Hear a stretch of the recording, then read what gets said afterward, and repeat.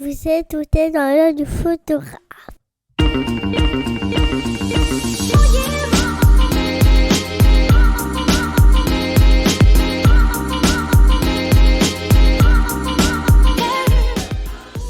Bienvenue dans ce podcast réalisé par un photographe, sur un photographe, pour les photographes. Je suis Julien Pasternak et aujourd'hui, je vous emmène dans l'œil de Thibaut Bissuel.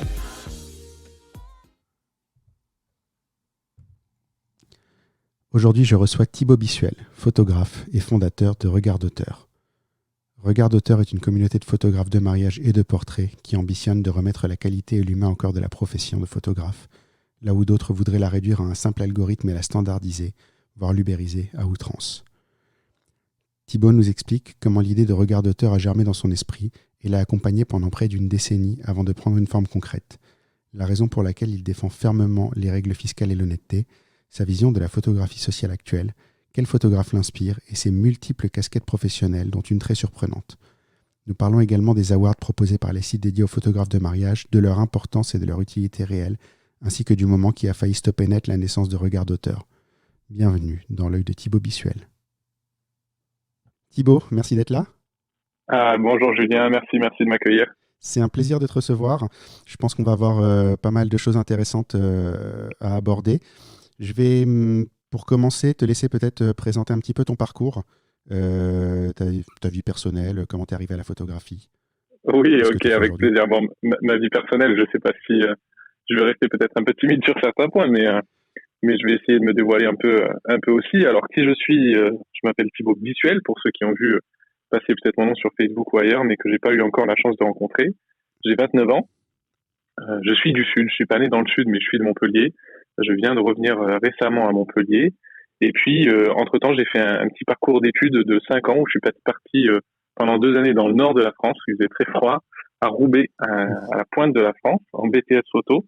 Et j'ai enchaîné ensuite par un master photo en école ciné, photo et son à l'école nationale supérieure Louis Lumière, ça s'appelle, à Paris, qui est maintenant à la Cité du cinéma. Et dans cette école, j'ai pu réaliser notamment un mémoire de recherche sur la photographie de mariage, dont le sujet était la photographie de mariage et les nouveaux médias.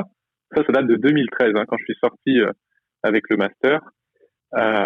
Et déjà en 2013, j'étais dans la rédaction de ce mémoire de recherche qui m'a donné l'occasion de partir. J'ai eu la chance de partir au Québec pendant un mois, où j'ai été accueilli par plusieurs photographes, notamment par Sébastien Harbour, qui a organisé beaucoup de choses là-bas pour moi. Un photographe qui a fait pas mal de mariages partout dans le monde. Et déjà en 2013, j'étais sur cette réflexion justement de comment on adapte la photographie. Alors à l'époque, c'était que le mariage, mais on parle beaucoup de mariage et de portrait. Comment on adapte la photographie sociale aux nouveaux médias, c'est-à-dire aux nouvelles technologies qui arrivent, aussi bien en termes de prise de vue et de création technique, que évidemment de méthodes de communication, puisqu'il y a beaucoup de moyens de nouveaux moyens de communication qui arrivent, ça évolue très vite. Et c'est pour terminer sur ce petit point-là, je vais essayer de pas être trop long, mais c'est un moment, le mémoire de recherche, qui a été une superbe aventure, qui a été une grande chance pour moi, puisque j'ai pu partir au Québec, comme je l'ai dit, ça m'a permis de découvrir une autre culture, une autre approche des choses, qui est plus que moi j'ai évalué plus à mi-chemin entre les valeurs qu'on conserve en Europe et le libéralisme à l'américaine, où on a l'état d'esprit d'un entrepreneur, où on est libre d'entreprendre, où on encourage l'entrepreneuriat. Et puis ça m'a donné la chance également de faire donc des interviews de photographes au Québec pour leur poser absolument toutes les questions que je voulais, mais également un certain nombre d'interviews de photographes français, donc sur la photo de mariage, de photographes comme Yvan Franchet, comme Franck Boutonnet, pour ne citer que, il y en a eu encore pas mal d'autres. Et c'était super enrichissant, et surtout ça m'a donné une vision assez large de ce que peut être l'état de notre métier en 2013. Et donc j'ai poursuivi ces études du mémoire, là j'ai poursuivi sur ces dernières années pour garder un œil le plus averti possible. En t'entendant en fait dire ça, je réalise que Regard d'auteur, c'est un projet qui doit avoir germé il y a très longtemps, peut-être inconsciemment, peut-être consciemment, dans ton esprit. Et c'est exactement ce que je me suis dit, c'est exactement ça. Pour être complètement transparent, il faut se replonger dans ces études début 2013, dans la fin de de mes études et se remettre à la place d'un étudiant qui arrive en fin 2012, début 2013, au moment de présenter le sujet de mémoire de recherche. On est dans une école qui est technico-scientifique, Louis Lumière, donc tout le monde va présenter des sujets plus ou moins techniques et du coup un peu saoulants, hein, on peut le dire comme ça, pour certains sujets. Et moi, je débarque au milieu des professeurs avec et de la directrice avec de la photographie de mariage. Et déjà, au moment où j'étais rentré, d'ailleurs, je salue Michel Schmitt, qui est un enseignant qui sort de Louis Lumière, qui est maintenant à la retraite, à mon avis, qui m'a beaucoup aidé dans mon parcours à Louis Lumière. Et au moment où je suis rentré, Michel me disait déjà, il faut pas parler du mariage parce que tu veux être prof et tu veux être photographe de mariage. Les deux, ça va pas être crédible pour rentrer à l'école. Alors, faut bien imaginer qu'en sortant de l'école, le mémoire de recherche, j'ai pas eu la meilleure note, loin de là. J'ai eu le mémoire avec mention, mais j'ai eu 12 sur 20. J'ai eu la plus basse note de la promo, puisque pour eux, le mariage, c'était pas forcément très crédible. Ouais. C'est assez souvent, je pense qu'on a tous plus ou moins la même histoire là-dessus, mais c'est vrai que quand tu dis je vais être photographe de mariage, on a souvent tendance à te regarder un peu de haut, avec un air un petit peu bizarre, en disant mais pourquoi tu veux faire ça ? Complètement, parce que la photographie de mariage, quand on la connaît peu, on se dit on prend un appareil photo et puis on va shooter en lumière naturelle, en extérieur, et puis plus ou moins en mode automatique, et ça va bien se passer. Tout le monde a un appareil pendant le mariage en plus, donc finalement, à quoi tu sers ? Exactement, mais je reviens justement sur ce que tu as dit juste précédemment, c'est que déjà en 2013, quand je faisais des études sur la photographie de mariage et que j'avais le temps de passer 6 mois sur tous les détails de notre beau métier, je me disais, là, il y a quelque chose à faire, il y a beaucoup de gens qui arrivent dans le métier sans forcément être formés, il n'y a pas besoin de faire une école forcément aujourd'hui, on y reviendra peut-être, mais on peut se former de différentes manières. Mais les gens viennent dans notre métier sans forcément être formés, alors que moi, je constate que ce métier, c'est tout sauf simplement venir avec un boîtier et faire des photos. Ça va beaucoup plus loin que ça. Donc c'est vrai que déjà en sortant de l'école en 2013, je savais pas encore que ça allait s'appeler Regard d'auteur, je savais pas quelle forme ça allait prendre. Ça germait mais déjà. Voilà, l'idée c'est déjà son bout de chemin. En 2013, donc tu étais à l'école, tu avais déjà shooté les mariages ou pas encore ? En 2013, bien sûr, j'avais déjà shooté des mariages. Je sais plus combien exactement. Mon premier mariage a été booké en 2008. Est-ce qu'il a eu lieu en 2008 ou en 2009 ? Peut-être à l'été 2009, il a dû avoir lieu. Oui, ça doit faire 10 ans cette année. Ça a fait 10 ans. Tu avais 19 ans à ton premier mariage ? Oui, absolument. J'avais 19 ans. Je suis rentré dans les études supérieures à 18 ans. Donc c'est ça, j'avais 19 ans. Là, j'ai 29 ans et je me retrouve encore pas comme un bébé, puisque j'ai un peu d'expérience, mais comme le petit jeune parmi les photographes. C'est beau à 19 ans d'avoir le courage de se lancer dans quelque chose comme ça. Je sais qu'à 19 ans, moi, j'aurais pas pu faire quelque chose pareil. Après, je sais pas si tu as écouté le premier épisode qui est paru la veille de l'enregistrement de celui-ci. Cyril, qui est mon premier invité, plutôt dans la cinquantaine. Moi, je suis plutôt dans la quarantaine. J'ai 43 ans. Toi, tu as 29 ans. On a eu un petit bout de discussion là-dessus, sur les générations, en disant que notre génération, finalement, c'était pas très, très sérieux de faire un métier artistique. Et on a été élevé dans cette idée qu'il fallait avoir un travail sérieux, entre guillemets, donc bureau, gros salaire, moquette grise. Et que la génération qui suivait, justement, avait l'air beaucoup plus libre là-dessus et beaucoup moins inquiète de se lancer dans ce genre de choses. Et finalement, ça confirme un petit peu ce que je pensais, c'est que ta génération, on a une quinzaine d'années d'écart, est beaucoup plus à l'aise avec ça, finalement. Alors oui, peut-être qu'il y a de ça, mais moi, ce qui m'a le plus marqué, j'allais abonder dans ton sens sur la première partie de ce que tu dis, parce que ce qui m'a le plus marqué, c'est le désaveu, c'est le fait que je ne sois pas soutenu par ma famille, je ne sois pas soutenu par mes proches, et j'en fais pas un cas personnel. Là, je pense à tous les photographes que je rencontre en France ou même ailleurs et qui disent on a démarré la photo, on n'a pas été soutenu, et même aujourd'hui encore, dans ma famille, on ne comprend toujours pas ce que je fais, que ce soit photographe ou les activités qui sont liées à regardauteur.com, mais on ne comprend pas notre métier, et je pense que c'est en grande partie parce que voilà, on a la peur nos proches ont la peur de la situation trop précaire, du fait qu'il n'y ait pas la stabilité qu'on a connue dans un emploi salarié en CDI. Ouais. Et donc, à partir du moment où on n'est pas en CDI, les gens se demandent un peu ce qu'on fait, quoi. Des fois, j'ai l'impression. Mais il ne faut pas s'inquiéter pour autant. Quand on est photographe et qu'on démarre, il ne faut pas s'inquiéter pour autant. Je pense qu'il y a de très belles choses à faire encore dans ce métier aujourd'hui. Je pense qu'il y a beaucoup d'avenir dans la photographie. Je le disais pas avant ce podcast, parce que je voulais, les gens qui me disaient c'est dur, je disais oui, tu as raison, c'est dur, n'essaie pas de rentrer, ça fera plus de place pour ceux qui sont déjà dedans. Mais le podcast étant dédié à aider les gens à progresser, maintenant je peux vous le dire, il y a quelque chose à faire dans la photographie avec beaucoup de bonne volonté, beaucoup de travail et beaucoup d'entraînement.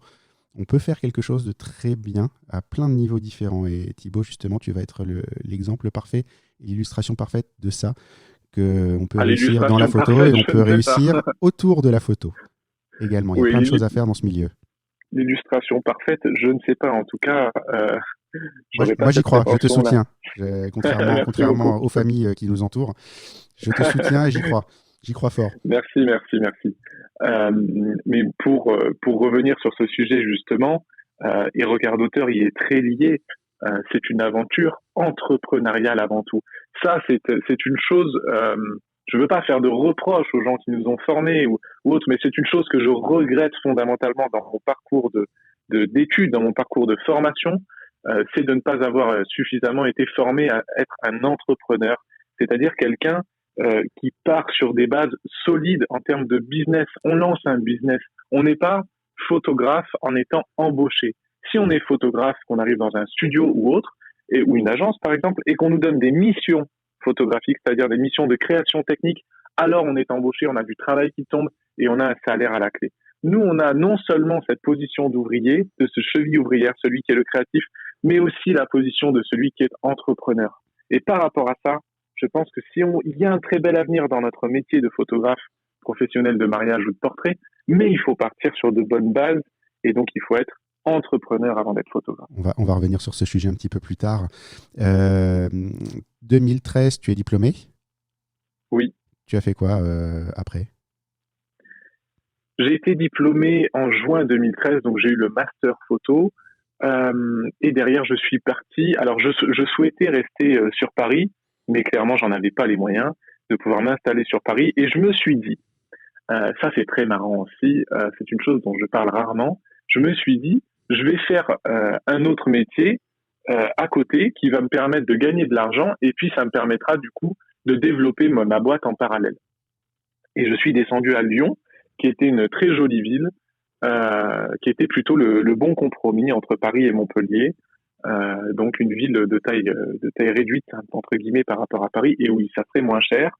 Donc je suis descendu à Lyon et j'ai eu un emploi pour me nourrir entre guillemets, un emploi de fonctionnement de 35 heures. Et donc comme j'ai eu cet emploi de 35 heures, alors j'avais beaucoup de vacances, mais comme j'avais cet emploi de 35 heures avec beaucoup de vacances à côté, en fait la photographie et donc mon entreprise n'était plus ma priorité. Et ça, je vais pas dire que c'est une erreur, mais c'est un choix de parcours.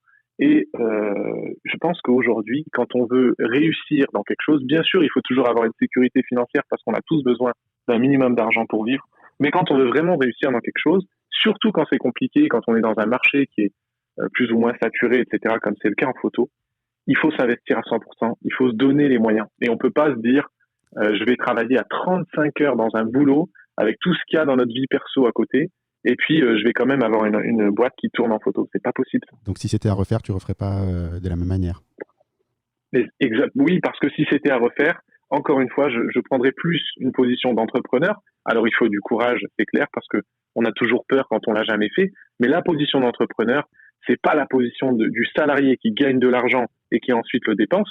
Ça, c'est ce que j'ai fait pendant mon année de césure à Lyon. C'est plutôt l'inverse. En tout cas, c'est mon avis. C'est une position de quelqu'un qui investit, qui trouve de l'argent. Ça peut être les proches qui le donnent, ça peut être la banque qui l'apporte avec seulement quelques milliers d'euros, on peut partir au départ. Mais c'est quelqu'un qui trouve de l'argent et qui l'investit dans un projet. Et donc, j'aurais dû peut-être partir plutôt sur cette question d'investissement. Et surtout la photo qui ne demande pas un investissement financier monstrueux au démarrage. Tu peux démarrer avec un appareil photo relativement... Alors je dis relativement parce que je pense qu'on ne démarre pas avec un pack à 600 € à shooter des mariages, mais avec un investissement, on va dire, de 3 à 4 000 €, tu peux avoir quelque chose de très correct, suffisamment de matériel pour sécuriser tes shoots. Oui, complètement. Complètement. 4 000 € pour créer une boîte, c'est ridicule. Enfin, c'est un montant ridicule. Je suis complètement d'accord avec toi, mais dans un autre sens, avec un autre point de vue, On parle là d'investir l'ensemble du budget dans la partie technique. Ouais. Et encore une fois, qu'est-ce qu'il faut pour, à mon avis, pour réussir? Il faut de bonnes bases d'entreprise. Et donc là, pour avoir des bonnes fondations, moi j'ai eu la chance de rencontrer André Amiot au Québec en 2013 justement, quand j'ai fait mon stage dans le cadre de mon mémoire, et de faire photocoach au Québec. Et donc photocoach qui est repris aujourd'hui par Marie-Astrid Agas en France, que j'embrasse, et je recommande à tout le monde de faire photocoach si ça n'a jamais été fait. Mais voilà, si on part avec un petit investissement, il faut quand même penser à investir à se former et à investir dans les bases de l'entreprise, à pas seulement penser à investir dans un appareil photo et faire des photos sympas, parce que ça va marcher au départ avec son premier cercle, on va avoir un peu de bouche à oreille, etc. Des gens qui nous connaissent autour de nous. Exactement, il va arriver un moment où on va plafonner, et on va se dire mince, j'ai raté une étape avant. Ok.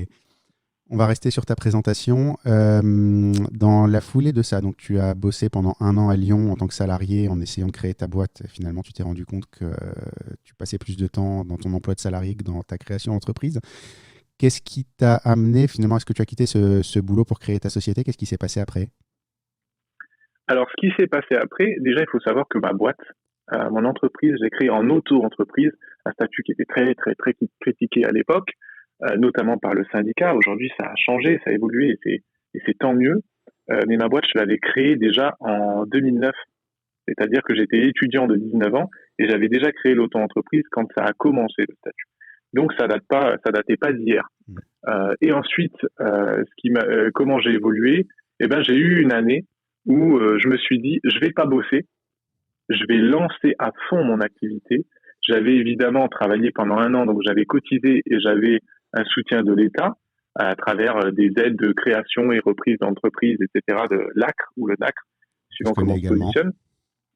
Et ben voilà, je pense que pas mal de photographes connaissent ces aides-là. On râle beaucoup au moment de payer les impôts, mais quand on a besoin de créer sa boîte et qu'on a ça, c'est une aide extraordinaire. On râle toujours en France, on râle toujours, mais on est bien content exactement de trouver des aides. Et donc j'ai trouvé ces aides-là et j'ai passé 1 an où j'étais à Montpellier, puisqu'ensuite je suis rentré sur Montpellier. Je me suis dit que c'était mon bien-être et mon cadre de vie avant tout, et puis que j'allais utiliser mon réseau à Montpellier pour me développer. J'ai travaillé aussi avec Michael Triquet dans le studio qui s'appelait Arkham Photo au centre-ville. Et j'ai rien à cacher, donc ça je vais en parler aussi parce que c'était une expérience heureuse et malheureuse entre guillemets, mais c'était très instructif. Quand on a été dans ce studio, on était avec Michael Triquet et Didier Lowe, que certains connaissent aussi, qui est un excellent photographe de mariage. Et à 3, on a travaillé dans ce studio photo et on avait une vision d'entreprise qui n'était pas la même. Notamment, Michael a voulu tenter, donc c'était le studio de Michael qui était installé, il a voulu tenter de travailler avec Groupon. Et donc, on a travaillé pendant, je pense, 1 an et demi, on a travaillé sur des centaines de commandes. On a travaillé en réponse à des clients qui venaient de la part de Groupon. D'accord. Et alors, je ne vais pas rentrer dans plein de débats, mais pour la faire courte, moi, j'avais été formé avec Photocoach au Québec, et puis dans tout ce que j'avais vu déjà dans ma formation à Paris, à Louis Lumière, et puis avec tous les échanges déjà que j'avais eus avec les collègues photographes, Groupon, pour moi, il fallait pas le faire. Mais on a quand même suivi, on s'est dit, on va tenter le coup. Moi, j'arrivais, je sortais de l'école, en gros, parce que j'avais pas d'expérience dans des studios plus que ça. Et je me suis dit, écoute, ça va me faire de l'expérience, et puis je vais bosser, je vais essayer de donner le meilleur de moi-même sur ce que je sais faire. Alors, j'ai fait beaucoup de séances photos, j'avais fait déjà pas mal de mariages. Là, j'ai enchaîné beaucoup de séances photos en studio, notamment de famille, de grossesse et de naissance. Et donc, on a enchaîné les séances sur des séances qui étaient la plupart du temps annoncées à un peu moins de 300 € et qui, du coup, étaient à 10% du tarif, qui était à 30 €. Et ça, c'est une chose que j'ai faite.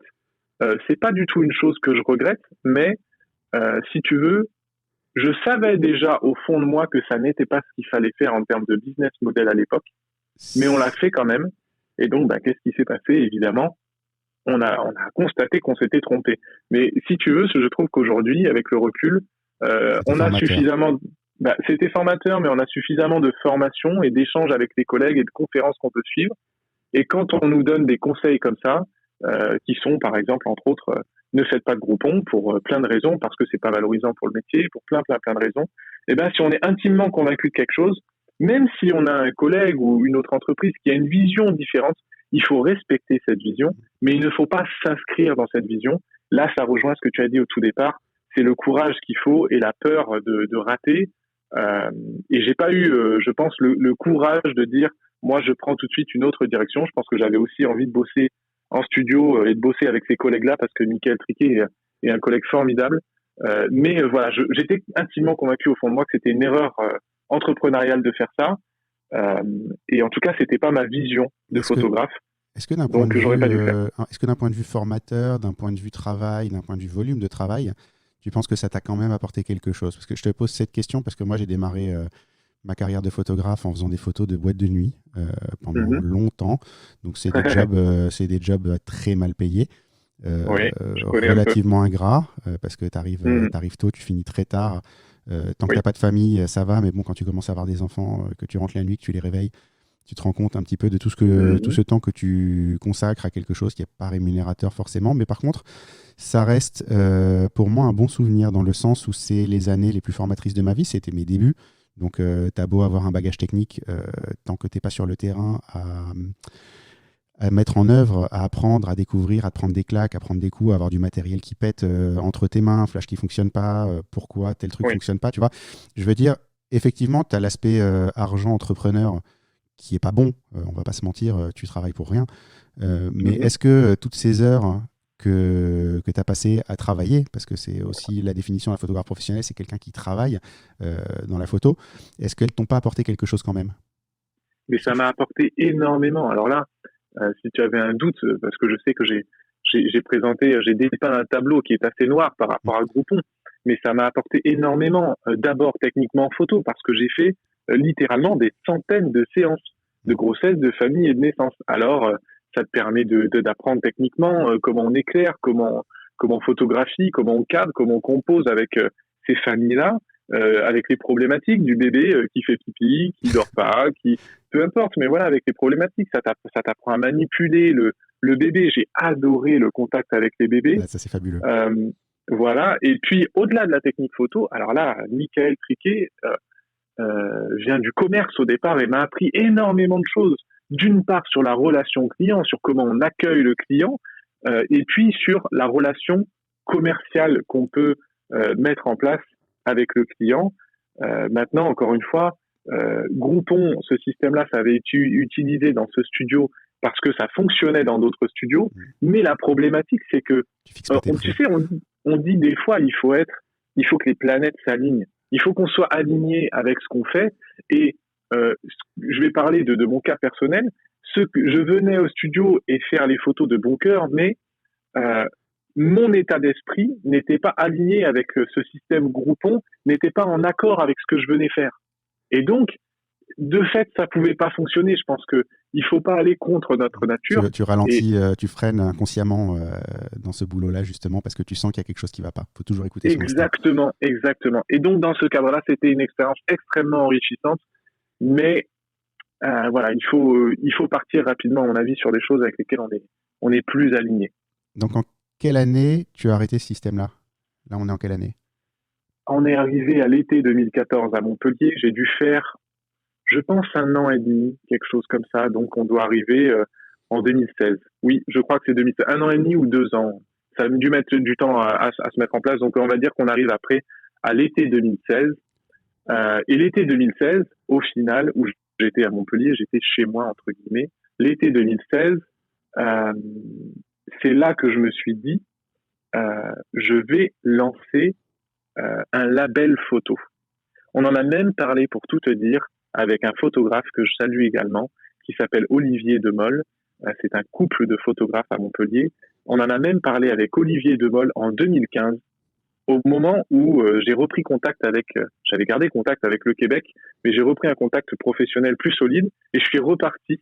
Sur la fin d'année 2015, je suis reparti 3 mois au Québec pour vivre une expérience nouvelle en hiver et où j'ai travaillé pendant 3 mois au Québec.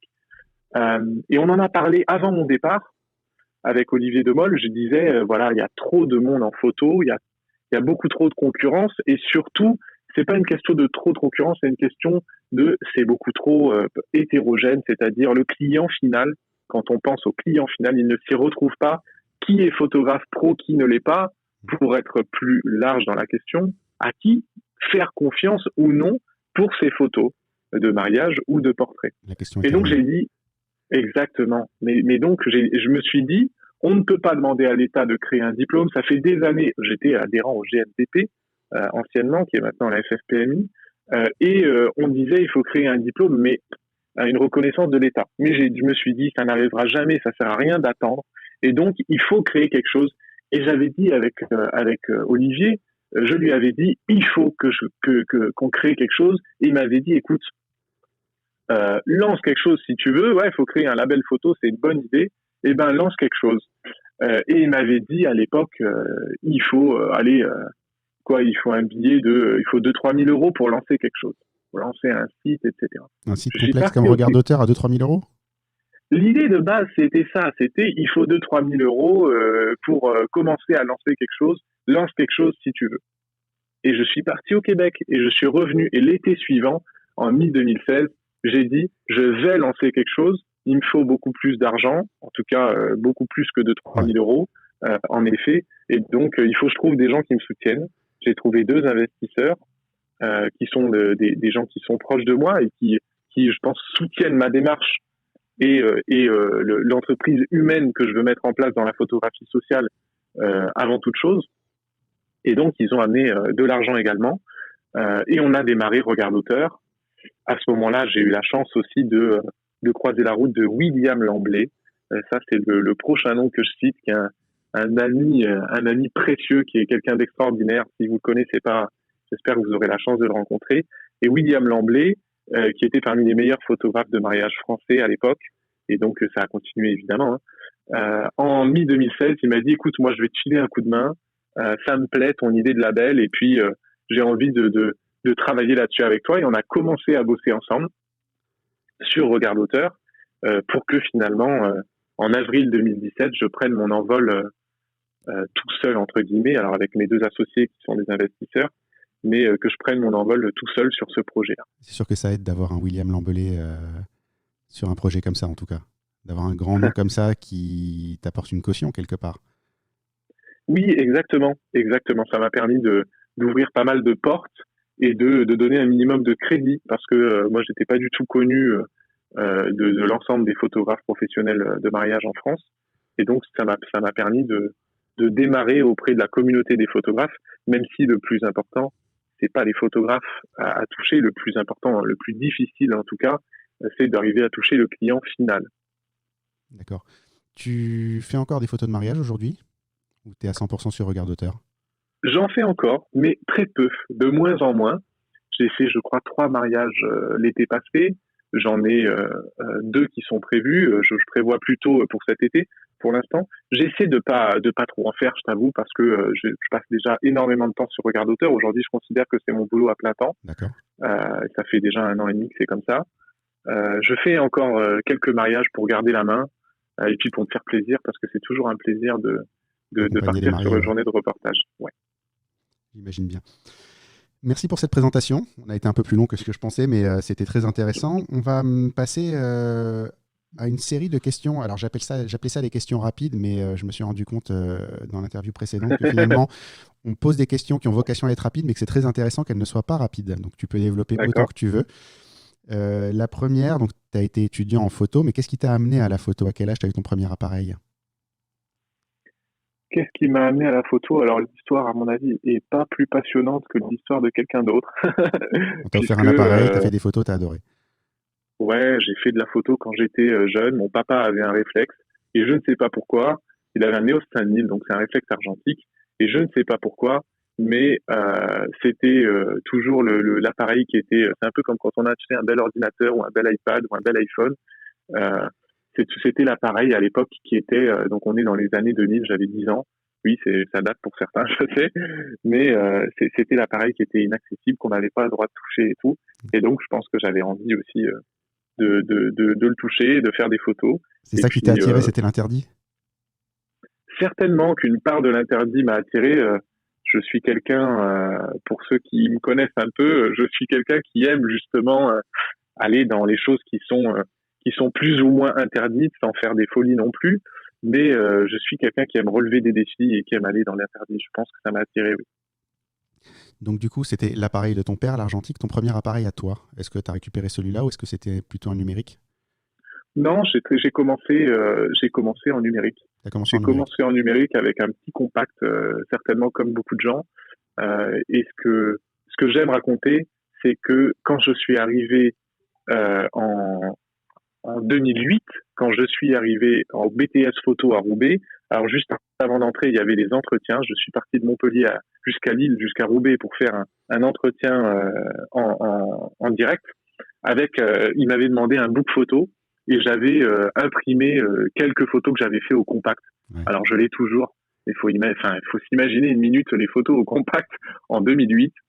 C'était une catastrophe. Et j'aime bien raconter cette anecdote-là parce que ça permet de prendre du recul sur son travail et de se dire il n'y a pas de peur à avoir quand on débute. On a tous démarré quelque part, on a tous fait une première presta, on a tous fait une première photo. On a tous fait des photos horribles aussi. Faut être voilà, très honnête. exactement. Je parle souvent de ça. J'ai eu cette chance de faire une formation avec un photographe américain qui s'appelle Tyler Wirken, que tu connais certainement. Et ce mec est extraordinaire. Quand je te dis que j'ai jamais vu des photos qui m'ont fait triper comme ça, il te sort une série de photos où la mariée est bourrée. J'étais mort de rire, je pouvais plus m'arrêter. Donc ça vraiment, c'est des photos qui expriment quelque chose. Tu peux pas être indifférent face à des photos comme ça. Et à un moment dans la formation, il te sort sa première photo de son premier mariage. Et il parle pas français, donc il saura pas que j'ai raconté ça publiquement. Mais c'est une pose extrêmement improbable du couple où lui est à genoux, elle a la jambe vaguement posée sur lui. Enfin, c'est une pose qui est n'importe quoi. La photo est avec un angle de travers. Ils sont dans le jardin. Derrière, tu as la maison au loin, mais c'est pas propre, quoi. Me dire que ce mec-là a fait une photo comme ça, ça me rassure. On a tous des photos qu'on n'a pas envie de montrer, donc il faut pas avoir peur. Ouais. Il faut pas avoir faut peur. Assumer. Hein, moi, je pense, et c'est aussi un des intérêts de ce podcast, c'est de dire que tout n'est pas rose non plus dans le métier de photographe, et que quelqu'un qui débute aujourd'hui, qui regarde les Insta de gens qui considèrent avoir réussi, ça peut être très trompeur. J'inviterai certainement cette personne un jour dans le podcast, mais moi, l'ensemble de ma carrière de photographe est basé sur un malentendu. Qui était que je voyais un photographe travailler dans les soirées de l'ami qui m'a lancé, qui s'appelle David Deluca, qui est un très bon photographe, et je me disais, j'aimerais être comme ce mec-là, putain, il vit de la photo, c'est extraordinaire et tout, et quelques années plus tard, on a fait un peu plus connaissance, peut-être même quelques mois plus tard, on se connaissait un petit peu, mais pas plus que ça, et j'ai réalisé qu'en fait, la photo, c'était pas du tout son métier. Il a une entreprise dans le bâtiment, c'est un très bon photographe, il a une activité de photographe, mais c'est pas du tout son métier, c'est pas sa source de revenus. Et moi, dans ma tête, je voyais ce mec-là, je disais, je vais être comme lui, je vais gagner ma vie en tant que photographe et tout, et je me suis lancé en pensant à ça. Si j'avais su ça à l'époque, est-ce que je me serais lancé ou pas, tu vois?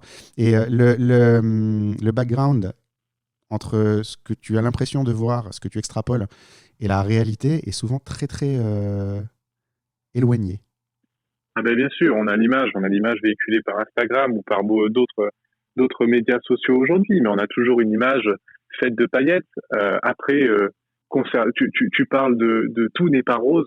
Je suis complètement d'accord avec toi et je dirais même plus, il ne faut pas avoir honte de ce qu'on fait et pas forcément des erreurs, mais on va dire des étapes de parcours qu'on a traversées. Il ne faut pas avoir honte parce qu'on a régulièrement des collègues qui sont... alors là, vous allez tous en avoir autour de vous, pour ceux qui nous écoutent. On a régulièrement des collègues qui sont tout le temps en train de critiquer. On a l'impression qu'ils sont meilleurs que les autres. Ouais. Mais critiquer, c'est facile. Faire, c'est une autre chose. C'est beaucoup plus difficile. Donc, il ne faut pas avoir honte de se tromper. C'est en se trompant, à mon sens, qu'on réussit. Donc, n'ayons pas honte. Et de l'autre côté du spectre, il y a ceux qui savent tout et qui veulent tout expliquer, qui sont à peu près aussi ridicules que les premiers qui critiquent tout. Et effectivement, je pense que l'erreur te rend humain. Et admettre tes erreurs, ça te rend très humain. Et je pense que quand tu es face à un client, ça compte. Complètement. Et pour lier ça à l'entrepreneuriat, une fois de plus, tu regardes les Américains, ils sont applaudis dans des tables rondes ou des conférences quand ils disent qu'ils ont starté 3 business, qu'ils ont démarré 3 entreprises et qu'ils ont cassé les 3 entreprises, qu'ils ont fermé la porte à chaque fois. Ici, on dit qu'on a échoué sur la moindre chose. C'est une catastrophe. il faut valoriser l'échec parce que c'est l'échec qui va amener à la réussite. Ça, c'est plus la partie sportive. Là, on va partir sur autre chose. on va aborder le sujet parce que c'est aussi une des questions que j'avais envie de te poser. Mais oui, je crois qu'en préparant en fait le podcast, en allant voir sur ton Facebook, je crois que c'est toi qui as posté quelque chose sur les gens qui ont fait Angry Birds, qui ont fait 50 jeux qui sont plantés et qui étaient au bord de la banqueroute et qui ont sorti Angry Birds et 10 ans après, c'est certainement une des franchises qui a rapporté le plus d'argent dans le jeu vidéo. Donc finalement, l'échec, c'est juste un pas de plus vers le succès. Exactement, j'ai posté sur mon compte Facebook ces images-là qui montrent le parcours qu'ont connu les entrepreneurs qui ont lancé Angry Birds, qui ont lancé LinkedIn, qui ont lancé Instagram, Alibaba et d'autres, parce que le parcours, il est toujours semé d'embûches. Moi, ce que j'ai tout de suite regardé, pour être sincère, c'est la date de départ, la date de lancement du projet et la date à laquelle le projet est dit comme fonctionnant bien et bien connu, reconnu par l'ensemble de la population. Et il y a toujours beaucoup de temps, il y a toujours beaucoup de problématiques à résoudre. Donc, encore une fois, il faut valoriser ce parcours-là. Il faut pas taper sur les gens en disant « vous êtes pas bon, arrêtez », etc. Il faut pas décourager les gens autour de soi. Il y a une expression, alors je l'ai peut-être plus parfaitement, plus précisément, mais il y a une expression qui dit qu'il ne faut pas éteindre la lumière des autres pour éclairer sa propre lumière, pour éclairer son propre parcours. Et je la trouve très juste et très belle. Il ne faut pas éteindre la lumière des autres. Mais tout le monde n'est pas un concurrent. Ça, c'est difficile à comprendre pour beaucoup de monde. Oui. Question rapide suivante. On a fait pas trop rapide sur la première. Je pense qu'on va continuer sur cette lancée parce que j'aime bien le tournure que prend ce genre de discussion. Je vais essayer d'être concis. Est-ce que tu as déjà développé un film toi-même? Un film argentique? Argentique, ouais. Ou un certain nombre. Alors, les anciens, là, ils vont rigoler quand ils vont entendre ça. Parce qu'ils vont dire, mon petit, t'en as pas eu autant que nous. Mais un certain nombre, puisque j'ai eu la chance, quand je suis entré en BTS en 2008, d'avoir un cursus d'études qui combinait encore l'argentique et le numérique. C'était d'ailleurs la dernière époque, je pense, où on développait les films et puis ensuite on tirait en noir et blanc ou en couleur sur papier argentique avec les labos dans le noir complet pour la couleur, avec les labos lumière inactinique, etc., etc. Donc oui, j'ai eu la chance de vivre ça. C'était une belle époque. Moi, je l'ai vécu également quand j'étais jeune. J'ai pas fait d'études photo, mais quand j'étais jeune, mes parents m'ont inscrit à plein de choses liées à la photo ou liées à plein d'activités artistiques. Et c'est vrai que ça reste un souvenir assez extraordinaire. Même si aujourd'hui, je me vois pas refaire de l'argentique parce que le côté pratique du numérique bat tout le reste. Mais c'est vrai que c'était une expérience assez dingue. Oui, c'est ça. Techniquement, après, chacun a son truc. Il y en a qui ont envie de shooter au Polaroid, il y en a qui ont envie du côté pratique, il y en a qui ont envie du coup de l'expertise du capteur avec 50 millions de pixels, il y en a qui ont envie d'argentique.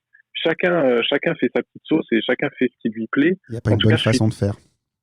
Il n'y a pas de. Alors là, on va parler un autre ami précieux, c'est Thibaut Chape. Il n'y a pas de bonne ou de mauvaise situation. C'est un peu ce que dit Thibaut. Mais c'est ça, je pense que chacun doit faire ce qui lui plaît le plus. Et je suis très heureux d'avoir connu la période de l'argentique parce que ça permet de voir aussi qu'il y a une évolution très rapide des technologies. On est passé de l'argentique, l'âge d'or de l'argentique, c'est 2003-2004, le plus grand nombre de pellicules vendues. Les pellicules Kodak, il faut se rappeler que Kodak était énorme et qu'ils se sont écroulés. Et donc, l'âge d'or de l'argentique, et puis derrière, les débuts du numérique. Aujourd'hui, on est à une étape numérique encore autre. Et puis, il faut préparer déjà demain, que ce soit par rapport à la concurrence qu'il y a sur notre marché, on parle beaucoup de Miro en ce moment, ou que ce soit par rapport aux technologies, il faut préparer ce qui va se passer déjà demain. Ça va très vite. Question rapide suivante. Oui. Alors, je vais grouper 3 questions en une parce que finalement, elles se recoupent assez fortement. Qui sont tes photographes préférés? Quels sont tes livres préférés? Est-ce que tu as des photos préférées? Il y a un photographe dont j'ai envie de vous parler, dont je suis tombé amoureux quand j'étais déjà jeune en études. C'est Tim Walker. Tim Walker, W-A-L-K-E-R. Tim Walker, qui était un lieutenant, on va dire, de Richard Avedon, et qui crée des décors complètement féeriques, qui part dans des choses, des univers extrêmement créatifs, qui shoot en studio, notamment. C'est quelqu'un qui fait, vous avez peut-être déjà pu voir ses photos, mais je les avais découvertes aux rencontres d'Arles, qui va faire pousser un arbre en plein milieu d'une maison, qui va shooter avec un zèbre dans une chambre, ce genre de choses. Et son travail est extraordinaire. Et ça fait partie des photographes qui me permettent aussi de continuer de rêver et d'avoir envie d'appliquer à la photographie de mariage ou de portrait social ce niveau d'exigence où on va rester créatif, on va chercher autre chose que simplement faire la photo toute simple. Parce que quand on voit le client entrer dans le studio, le client lambda, on va dire, sans que ce soit péjoratif, quand on voit entrer ce client-là, lui, il veut faire une photo. Mais il ne sait pas quelle photo il veut faire. Il veut une photo de bonne qualité, il veut passer un bon moment, il veut un beau souvenir. Mais il ne sait pas quelle photo il veut faire, forcément. Et ça va être, je pense, la mission du photographe que de proposer un univers créatif. Pour parler de photographes beaucoup plus contemporains et qui sont parmi nos collègues, regardez par exemple le travail aujourd'hui de Lisa Tichané. Lisa Tichané en photographie de jeunes enfants qui fait des photographies. Allez voir sur son Tichané, Tichané. Je mettrai les liens dans les notes d'épisode. Ouais. Tous les gens que tu cites seront liés dans les notes d'épisode. Je ferai le point, je chercherai sur Internet, je mettrai des liens vers leur site. Comme ça, les gens pourront se renseigner. Super, c'est très gentil. Mais Lisa Tichané, actuellement, elle publie sur son compte Instagram des photos où le petit bout, qui a quelques années, il est en train de manger des spaghettis à la bolognaise et il a des spaghettis par-dessus la tête, en fait. Et on est totalement sur un autre univers que la photographie classique, en studio, portrait posé, qu'on a connu dans les décennies précédentes. Et on est sur un univers beaucoup plus lifestyle, si je peux dire ça, et qui plaît énormément aux clients et qui est une photographie aussi que je trouve très plaisante d'un point de vue purement technique et artistique en tant que photographe. Ça recoupe une de mes idées, c'est probablement la chose que je dis le plus à mes clients en mariage, c'est que leur photo, c'est eux avec un petit bout de moi. C'est très beau, c'est très joliment dit, je rejoins complètement cette idée-là. On va passer à un autre type de question rapide. Je sais que tu fais un petit peu moins de photos aujourd'hui, que tu es plus focalisé sur regard d'auteur, mais je vais quand même te poser quelques questions sur ta technique photo. La première étant, est-ce que tu es plutôt zoom ou est-ce que tu es plutôt focal fixe? Ah non, c'est focal fixe. Ça, c'est Didier Lowe qui m'a fait passer de l'une à l'autre, mais c'est focal fixe pour se déplacer. Je vais peut-être répondre à ta question suivante, mais ça va être notamment au grand angle. Alors moi, j'adore le 35 mm, mais ça va être au grand angle pour être proche des gens, pour être dans une dimension de photo-reportage. Donc ta focale de prédilection, c'est le 35 mm. Ouais, c'est ce que je préfère et je vais travailler avec un duo en reportage de mariage, 35 et 85 fixe. Et comme ça, je vais me déplacer un maximum, mais 80% des photos sont faites au 35 mm. D'accord. Donc tu es très proche des gens en fait quand tu fais tes photos. Absolument, mais j'aime être proche des gens en général. Pour moi, la photographie, mais ça n'engage que moi, c'est quelque chose de très humain. Et on doit justement permettre aux spectateurs, aux lecteurs de la photographie, de se mettre à la place du photographe, de se mettre comme s'il était à l'intérieur d'un groupe. C'est pour ça que je vais photographier les gens à 1m50, 2m2, comme ça tu as l'impression, quand tu vois la photo, tu as l'impression un peu que tu as une relation de proximité avec eux, exactement. Par rapport à d'autres photographes qui vont plutôt être 24-50 mm, qu'est-ce qui fait que tu as choisi justement cette focale? Parce que moi, j'oscille entre les deux. J'ai plutôt tendance à être 24-50 habituellement. Et depuis ma rencontre avec Tyler Wirken, j'ai tendance à essayer le 35-85 justement. Est-ce que tu as essayé? Qu'est-ce qui fait que tu as choisi plutôt cette distance-là? Tu t'es senti spontanément à l'aise ou il y a une réflexion derrière? Ce qui fait que j'ai choisi dans un premier temps, c'est qu'au-delà de Tim Walker, la deuxième personne qui m'a impressionné beaucoup, c'était Ben Chrisman, qui a été, je crois, en 2007, si je ne me trompe pas, classé numéro 1 mondial en photographie de mariage. Donc Ben et Erin Chrisman, c'est le studio Chrisman aux États-Unis. Donc ils font une photographie de mariage grandiose, qui faisaient de la photographie avec d'ailleurs les flashs, des portées, etc. déjà à l'époque. Ils étaient un peu dans les précurseurs de ces techniques-là. Et donc Ben Chrisman shootait beaucoup au 35 mm. J'ai trouvé que c'était un rapport qui me convenait bien parce que le 20 mm ou 24 mm, c'est beaucoup plus large. Alors ça permet de raconter des scènes qui sont plus complexes encore, avec plus de choses à l'intérieur. Mais justement, le fait d'être au 35, je trouve que ça élargit ton cadre suffisamment par rapport au 50 mm, qui est la focale dite normale. Donc ça élargit ton cadre par rapport à l'angle de la vision humaine habituelle. Mais c'est suffisamment restrictif pour ne pas englober une scène trop large qui, Trop pour d'informations. moi, donnerait trop d'informations et donc des problématiques de cadrage et de composition supplémentaires. Pour moi, le 35, c'est le compromis idéal. C'est pour ça que je l'ai choisi. D'accord, je suis assez d'accord avec toi, pour être tout à fait honnête. Est-ce que tu es plutôt lumière naturelle ou tu es plutôt flash? Ah, ça dépend. Ça dépend vraiment. Je vais dire plutôt flash, même si je travaille beaucoup en reportage, donc en lumière naturelle ou en lumière ambiante, puisque des fois elle est artificielle, mais en fonction de la lumière qu'on a sur place. Mais je vais dire flash parce que le flash, on part du studio qui est complètement dans le noir. J'ai appris ça au studio Harcourt où j'étais en stage aussi pendant mes études à Paris. Au studio Harcourt, on part du studio dans le noir, on éclaire le fond, puis ensuite on éclaire petit à petit, on avance jusqu'à la face, jusqu'au visage de la personne. Et donc on maîtrise chaque source d'éclairage qui éclaire ponctuellement une petite zone de l'image pour créer finalement une composition lumineuse. Et donc pour moi, quand on revient à la lumière naturelle, c'est la même chose exactement, c'est-à-dire que la lumière fonctionne pareil et qu'il faut maîtriser autant que possible, mais maîtriser la lumière naturelle de la même façon qu'on maîtriserait la lumière avec des flashs en studio. Et c'est ça qui permet de créer justement des images avec une lumière qui est maîtrisée. Du coup, tu es les deux en fait. Tu es et lumière naturelle et flash. Tu maîtrises le flash, mais tu vas avoir tendance à utiliser plus la lumière naturelle quand elle est disponible. C'est ça. On va dire que je préfère la lumière qui est maîtrisée. Donc si c'est une lumière naturelle qui est maîtrisée dans la direction de lumière, dans la diffusion de la lumière, etc., alors ça m'intéresse. Ce que je ne souhaite pas, c'est le photographe qui dit, moi, je ne maîtrise pas la technique lumière, et donc je vais shooter en lumière naturelle. À la limite, je vais mettre un rideau devant ma fenêtre pour que ça adoucisse un petit peu le flux lumineux, et puis on va shooter comme ça, et ça va donner un truc très bien, puisque de toute façon, sur Instagram ou sur les réseaux aujourd'hui, les photos sont très belles faites comme ça.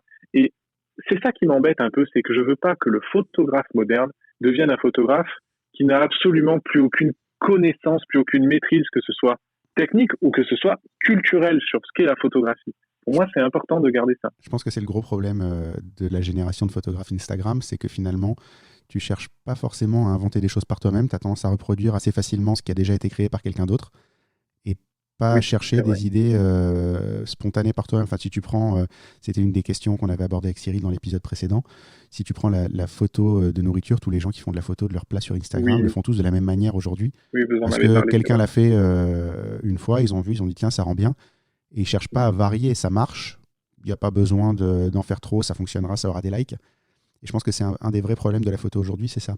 C'est que tu regardes ce que font les autres, tu le reproduis, tu ne cherches pas à faire quelque chose de foncièrement original, à apporter ta patte dessus. Et finalement, est-ce que ça a un vrai intérêt de faire ça? C'est bien l'inspiration, mais il faut que ça reste de l'inspiration, pas de la copie. Je te rejoins par rapport aux problématiques d'Instagram. Maintenant, c'est quelque chose qui, à mon sens, a toujours existé.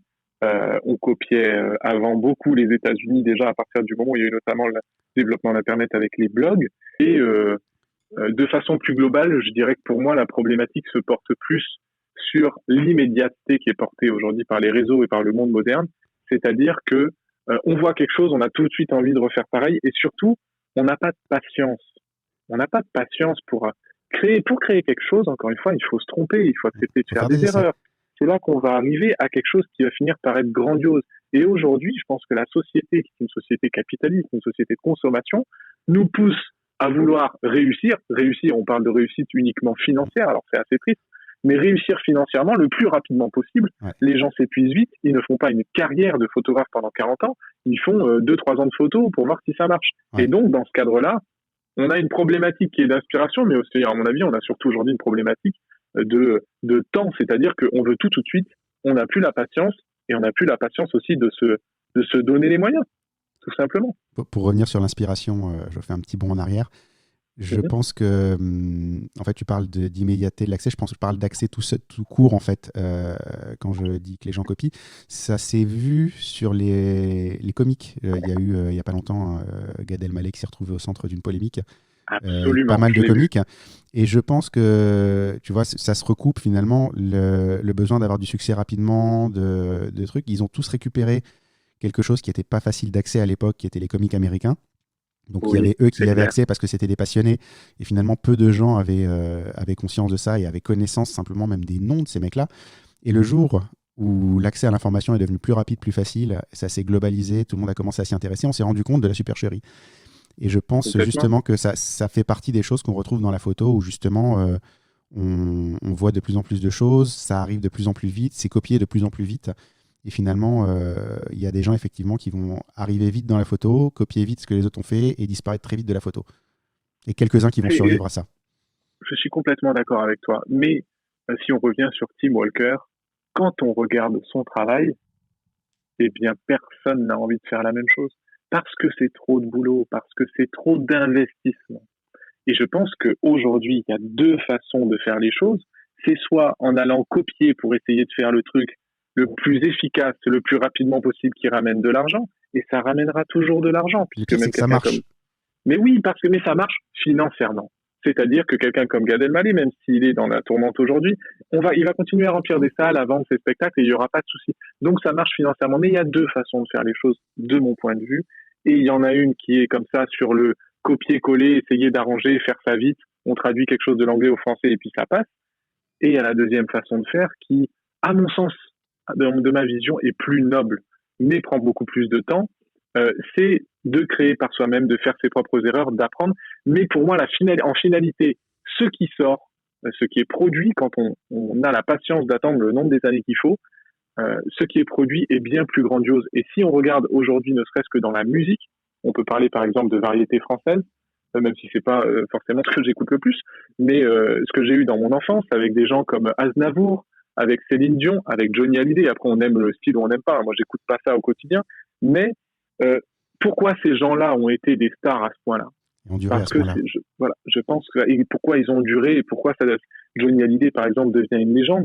Je pense que c'est une partie de la réponse, c'est parce que ce sont des gens qui se sont investis, ce sont des gens qui ont créé, ce sont des gens qui avaient du caractère et qui n'avaient pas peur d'affronter les choses et de créer. Et aujourd'hui, il faut se dire, est-ce que demain on a envie d'être quelqu'un qui gagne un peu sa vie en copiant, en volant presque entre guillemets les idées des autres, ou est-ce qu'on a envie d'être quelqu'un qui va laisser une trace d'une certaine manière en se disant lui ou elle a fait quelque chose de bien en photo et il l'a fait en gros de ses mains et avec sa tête. Créé par lui-même. Exactement. Est-ce que tu retouches beaucoup tes photos ? Et je te pose cette question parce que je me suis rendu compte à un moment, alors je regardais les awards, on en parlera un petit peu plus loin, mais j'avais toujours cette impression que finalement une bonne photo est une photo que tu as le moins besoin de retoucher après coup. Et en regardant parfois des discussions sur Facebook, notamment sur le groupe de Fearless Photographers, tu te rends compte qu'il y a des mecs qui sont capables de te retoucher des photos en faisant disparaître des choses, en assombrissant tellement des parties de l'image, mais assez finement, finalement, c'est globalement bien fait, que ça te fait te poser des questions sur certaines photos que tu as vues primées, en te disant c'est pas possible qu'elles soient sorties comme ça dans l'appareil. Donc ma question est, est-ce que tu retouches beaucoup tes photos ou est-ce que tu es plutôt du camp qui pense qu'une photo doit être réussie dans la caméra et retouchée de façon minimale après ? Alors moi je vois deux parties de questions quand même. Je vois deux questions dans ta question parce qu'il y a une problématique aussi sur les concours. Pour commencer par les retouches, aujourd'hui je retouche très peu. Je pense que la retouche permet d'embellir l'image, mais je suis plus dans une démarche de naturel entre guillemets, c'est-à-dire de rehausser le naturel pour le rendre grandiose, mais tout en conservant un maximum de naturel. Après, sincèrement, je pense que c'est propre à chacun. On a eu un débat avec regardauteur.com dernièrement sur justement la photographie de portrait, sur les photos d'enfants, où certains disaient qu'elles étaient trop retouchées. Gardons nos avis pour nous. On peut les partager, ces avis, en toute bienveillance, mais notre avis reste notre avis, et c'est pas parce que nous, on aime les retouches très naturelles qu'un autre va pas apprécier des retouches qui seront plus poussées, apprécier de se voir plus avec une peau lissée, etc. Je pense qu'il faut respecter les avis de chaque photographe et respecter les désirs de chaque client également. Maintenant, pour embrayer sur les concours, il y a aussi eu un débat. J'ai eu un début de discussion avec Alison Boons, qui est pour moi un des nouveaux prodiges de la photographie de mariage en France, quelqu'un également que j'adore, du peu que je la connaisse. Et on a commencé un débat sur justement ces photos de concours, qui est le même finalement que depuis une paire d'années. Est-ce qu'on fait des photos de concours, on propose des photos de concours qui sont des photos qui ont été livrées aux clients, ou est-ce qu'on propose des photos issues de séances d'inspiration, donc qui sont par essence souvent plus maîtrisées plus dans la arrangé. prise de vue, voilà, et puis souvent plus retouchées. En tout cas, des photos, on a passé plus de temps pour les peaufiner. Et je pense ma réponse, c'est qu'il faut les deux, c'est qu'il faut avoir une partie naturelle dans les concours, une partie en tout cas qui n'est pas naturelle, mais authentique, je dirais. Spontané. Donc, qui correspond bien à la demande client, voilà. Et puis, une deuxième partie où on est sur de l'inspiration parce que quand on regarde la publicité aujourd'hui, qu'est-ce qui fait qu'on achète un produit ou un service? C'est que la photo, donc l'image qui est dans le métro, ou à l'arrêt de bus, ou la vidéo qui est diffusée à la télé ou qui est diffusée sur les réseaux sociaux, ces images-là, elles sont grandioses, elles sont parfaites, elles sont maîtrisées jusque dans les moindres détails.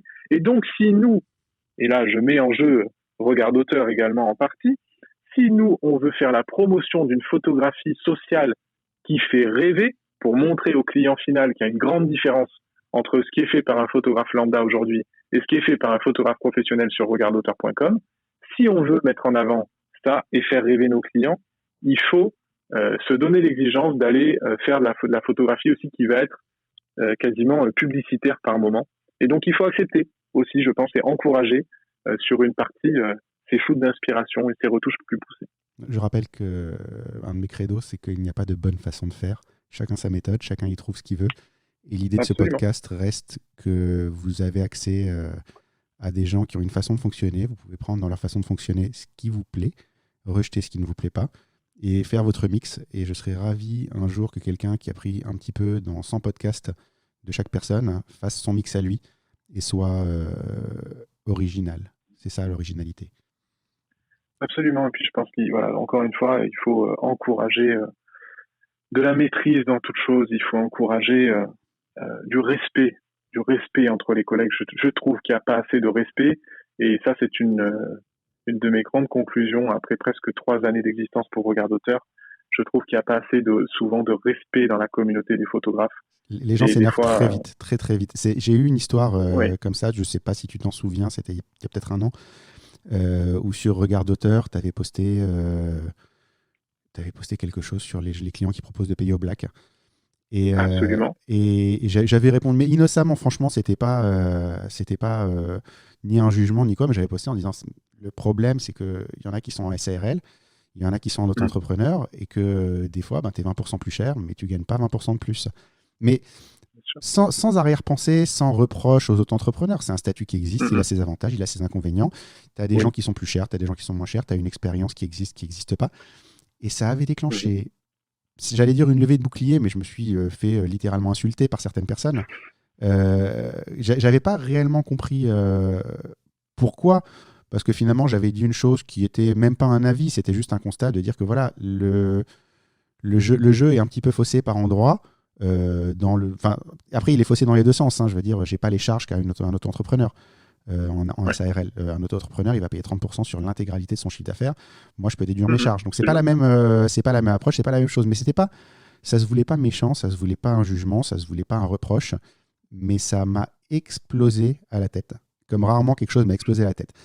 Le côté positif de ça, et c'était très rigolo parce que j'avais eu cette discussion avec un ami qui est social media manager pour une agence qui s'appelle 6 degrés, je vais lui faire sa publicité en passant, je mettrai le lien, qui me disait des fois sur internet il faut dire des bêtises ou il faut dire des choses un petit peu qui vont un petit peu faire réagir les gens parce que justement ça va te donner de la visibilité. Je rigolais en disant ouais mais bon, si tu commences à faire comme ça. Et ce qui est très drôle, c'est qu'à la suite de ça, mon site internet avait vu ses visites doublées, c'est jamais retombé. C'était assez incroyable. C'était assez fou. Et les régions correspondaient à peu près aux gens qui gueulaient. Donc, je pense que ces gens-là finissent par me suivre, ont peut-être fini par comprendre que c'était pas particulièrement méchant ce que je voulais dire. Mais c'est vrai qu'il y a eu cette espèce de levée de bouclier et de ce côté catégorique de j'ai raison, t'as tort, qui fait parfois plus de mal que de bien. Faut écouter un petit peu ce que les autres ont à dire aussi. Oui, complètement. Alors, j'en étais à... alors, tu as commencé à répondre tout à l'heure à cette question, mais plutôt moment réel ou plutôt moment posé quand tu fais des photos? Je vais dire moment réel parce que il faut l'authenticité. Des fois, même souvent, il faut les amener, les moments réels. William Lamblay, il en parle en photojournaliste. il ne trafique pas vraiment, mais il y a des petites actions, des petites choses qui permettent d'amener des moments. Par exemple, quand on fait des photos de mariage, tu verras rarement la mariée qui est avec son papa dans les bras de son papa à la fin de ses préparatifs, etc. Ce sont des petits moments que tu verras rarement s'ils n'ont pas à un moment été suggérés par quelqu'un. Initié. Donc pas intervenir, mais pousser, souffler dans la bonne direction, quoi. Exactement. Tu parles juste de William Lamblay, je t'interromps une seconde parce que j'ai entendu un podcast hyper intéressant avec lui chez Sébastien Roignan. Je crois que c'est un épisode relativement frais, enfin je vais pas regarder les dates, mais ça doit être l'avant-dernier. Oui, c'est vrai, je l'ai vu passer aussi. Ils ont fait cette interview, je l'ai écouté, c'était passionnant et je mettrai le lien dans les notes d'épisode, mais franchement c'était très très très intéressant. Super, parce que Sébastien Roignan, c'est aussi quelqu'un d'extraordinaire, quelqu'un à connaître, qui est très humain. Je le connais pas, j'ai cette image assez distante de lui par ses vidéos. Je l'ai croisé une fois au salon de la photo, mais bon, je l'ai vu juste parler. Donc j'ai une image qui n'est ni bonne ni mauvaise en fait. J'ai regardé certaines vidéos, je les ai trouvées intéressantes, d'autres qui m'ont moins parlé, mais je serais assez curieux de lui parler un jour. Je l'ai rencontré, moi j'ai eu la chance de le voir plusieurs fois à Lyon. C'est vraiment quelqu'un de très humain, qui a un super bel état d'esprit, une belle démarche. Donc sa chaîne d'ailleurs F14, tu pourras peut-être mettre en lien. Je vais même mettre son podcast parce qu'on est sur un support et que si vous voulez écouter un autre podcast sur la photo, il est plus orienté photo de mariage que moi. Mais ce qu'il dit est assez intéressant. Donc je vous encourage à y aller, je mettrai le lien dans les notes d'épisode. Oui, ça, et puis je le contacterai, on essaiera peut-être de faire une interview croisée. Ben oui, pourquoi pas. On va passer sur des questions rapides par rapides hors photo. J'en ai 2. Ouais. C'est quoi tes sources d'inspiration hors photo? De quoi on parle? Est-ce qu'on parle de technique photo ou est-ce qu'on parle alors, à la base, on parle plus de photos, mais c'est vrai que tu as un cas un petit peu particulier puisque tu as la double casquette. Mais qu'est-ce qui va t'inspirer dans ta pratique photographique hors de la photo? Si tu veux un exemple, moi, je regarde un film, je vois la lumière, je vois le cadrage. Je me balade dans la rue, je vois de la lumière, je vois des ombres. Je fais une soirée, ça c'est un truc qui m'est resté, ça fait toujours rire les gens quand je raconte. Quand je fais les photos d'une soirée ou de la partie soirée d'un mariage, je vois pas les choses qui se passent devant moi. Je sais pas si tu te rappelles de la pub des iPods à l'époque, les ombres qui dansent. D'accord. Je vois ça. C'est sur une partie danse, je vois du mouvement. Je vois pas des choses devant moi, je vois du mouvement, je repère du mouvement et je me tourne vers le mouvement. C'est une des causes de malentendus les plus fréquentes sur un événement. Tu as des gens qui ont l'impression que je les photographie tout le temps parce que je les trouve extraordinaires et beaux et trucs et machin. En fait, c'est juste des gens qui ont une façon de bouger qui attire mon œil. D'accord. Qu'est-ce qui va t'inspirer, toi, de cette manière-là? Je suis sensible plutôt à la lumière. Je pense comme pas mal de photographes aussi, mais je suis sensible à la lumière. Donc, si je regarde un film, je vais regarder comment c'est éclairé. Il y a des séries... pour ne pas la citer, par exemple des petites séries même toutes simples comme Plus belle la vie qui a dû démarrer il y a une dizaine ou une quinzaine d'années et que j'ai vu à un moment, je sais pas si c'était en 2007 ou en 2000, dans ces eaux-là. Il y a une dizaine d'années, j'avais vu ça et je me rappelle encore parce que on m'avait dit mais ça c'est tout éclairé, c'est de la lumière contrôlée alors qu'on a l'impression vraiment que c'est de la lumière naturelle. Et c'est à partir de ce moment-là d'ailleurs que avec ce genre de série que j'ai commencé à m'intéresser à la lumière dans ce que je regarde à la télé. Alors je regarde plus la télé aujourd'hui, je prends plus le temps, mais dans les films, c'est pareil, je regarde la lumière. Et en général, quand je suis là même en ce moment, tu vois, j'apprécie la lumière avec le type de lumière que tu peux avoir. Quand je suis dehors dans la rue, le soir, je vais regarder les contrastes de couleurs qui se passent entre la nuit et le bleu de la nuit, et puis l'éclairage artificiel qui est plutôt orangé, qu'on retrouve beaucoup dans les photos de mariage, en tout cas qu'on a retrouvé à un moment.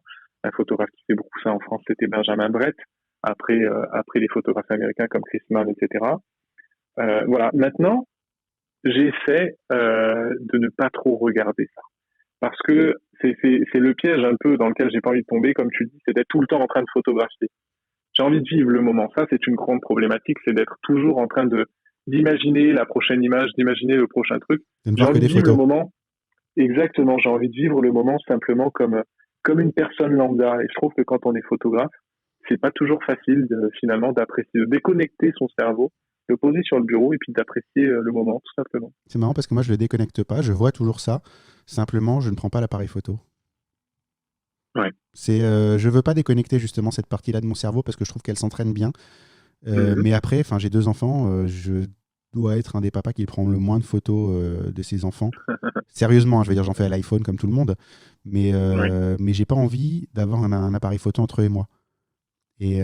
Et du coup, je vois plein de choses, je vois plein d'images qui seraient très belles, mais je les fais pas parce qu'elles sont pour moi déjà, parce que j'ai pas forcément envie de toutes les partager par une photo.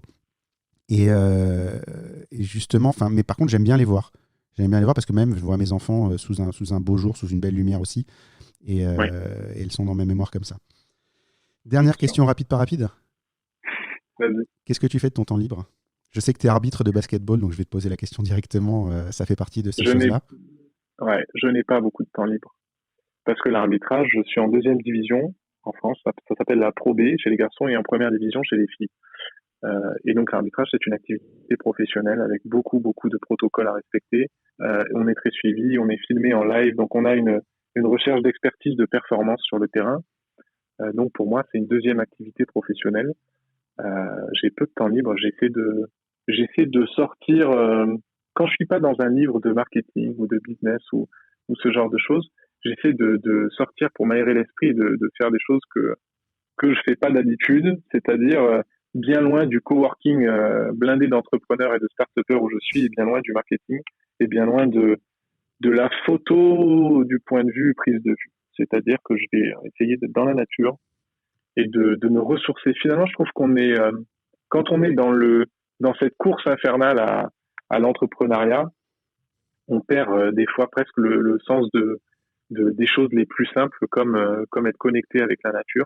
Comme les jours fériés. Je pense oui, c'est ça exactement comme les jours fériés également. Euh, si j'arrive à avoir une évolution dans mon boulot, une grosse évolution dans ma façon de travailler, ça serait certainement être plus connecté avec les choses simples de la nature. Ouais. Donc plutôt sortir de chez toi. Oui, parce qu'après je suis très mobile avec le travail, comme beaucoup de photographes. Ça peut être au bureau, ça peut être de chez moi, ça peut être dans un train. Mais il y a toujours beaucoup de matériel. Alors, je pense qu'il y a forcément une bonne partie des photographes qui se baladent au moins de temps en temps, qui va dans la montagne ou autre, ou dans la garrigue pour les sudistes. Mm. Mais c'est des choses simples finalement qui nous permettent de nous reconnecter, de nous remettre les pieds sur terre et de relativiser certaines choses aussi. Et du coup, ça peut être des sources d'inspiration. Absolument, La boucle est absolument, bouclée. parce que c'est clair, complètement. Merci pour ces questions rapides par rapide. Ça a été pas rapide du tout, mais c'était très bien. On va J'espère que ce sera intéressant. on va attaquer la deuxième partie de ce podcast. Ouh, d'accord. La deuxième, il y en a combien des parties? C'est la dernière. Okay. C'est la partie philosophie. On va parler philosophie par rapport à la photographie, on va parler philosophie par rapport au business. Je pense que la philosophie par rapport à la photographie va être peut-être un peu plus allégée te concernant, puisqu'aujourd'hui, tu es plus orienté business via regard d'auteur. Comment tu vois, côté photo, l'avenir du métier de photographe, en tout cas pour les domaines qui t'intéressent, donc plutôt côté mariage et portrait, ce que toi t'appelles photographe social? Comment est-ce que tu vois ce métier évoluer dans les années à venir? Comment je vois ce métier évoluer? Je pense qu'il y a de très belles perspectives d'avenir, mais qu'il y a aussi des gros dangers puisque on a aujourd'hui l'arrivée de quelqu'un comme Miro, qui est un concurrent de taille, qui a beaucoup d'argent à investir. Est-ce que Miro rester dans le métier, euh, va rester dans ce métier de photographie sociale? Je ne sais pas, puisque pour l'instant, ils ont plus développé un marché B2B qui est plus facile à développer que le B2C que nous, on essaie d'atteindre. Voilà. Mais est-ce que des concurrents comme Miro vont arriver? S'ils arrivent, ils vont changer un peu la donne, changer la face du métier, une fois de plus, à mon avis. Et donc, il faudra s'adapter. Dans tous les cas, on est un pays, la France, où on encourage toujours pas assez, je trouve, l'entrepreneuriat. Ça sera plus le cas, de plus en plus le cas. Et par rapport à ça, il faut, à mon avis, qu'on soit une fois de plus businessman, qu'on soit une fois de plus entrepreneur. Si on veut en tout cas réussir dans ce métier de la photographie, il faut qu'on se positionne avant tout comme un entrepreneur. Et à ce moment-là, avec certaines bases inconditionnelles respectées, à ce moment-là, on a encore de beaux jours devant nous en photo. Alors, tu as mordu un petit peu sur les questions suivantes que je voulais aborder plutôt côté business. J'ai du mal à respecter ce que tu me demandes à la lettre. Non, mais bon, c'est pas un cadre strict. L'intérêt aussi, c'est de se laisser porter par ce qu'on peut avoir à dire. On va mélanger un petit peu en fait la philosophie par rapport à la photo et par rapport au business. On a un petit peu parlé des awards tout à l'heure. On va rester côté un petit peu photo, mais sur ton regard, sur ton côté regard d'auteur, t'es passé de l'autre côté du miroir. Qu'est-ce que tu penses aujourd'hui des awards dans le mariage, sur les sites des mariages, tous les prix qu'on peut gagner en tant que photographe? Qu'est-ce que ça t'inspire aujourd'hui? Tu as été photographe, j'imagine que tu as participé à ces concours, tu en as peut-être même remporté. Aujourd'hui que tu es de l'autre côté du miroir, qu'est-ce que tu en penses? Je pense que c'est excellent, les concours. C'est excellent pour plusieurs raisons. C'est excellent parce que ça permet de stimuler la créativité. C'est excellent parce que ça permet de se jauger par rapport à d'autres photographes. C'est excellent pour plein de raisons. Aussi parce que ça va permettre d'amener une grande force de communication. On est repéré d'abord par peut-être d'autres collègues photographes qui repèrent notre travail, et donc ça crée des connexions avec d'autres. Et puis, on est repéré aussi par des blogs, on est repéré par...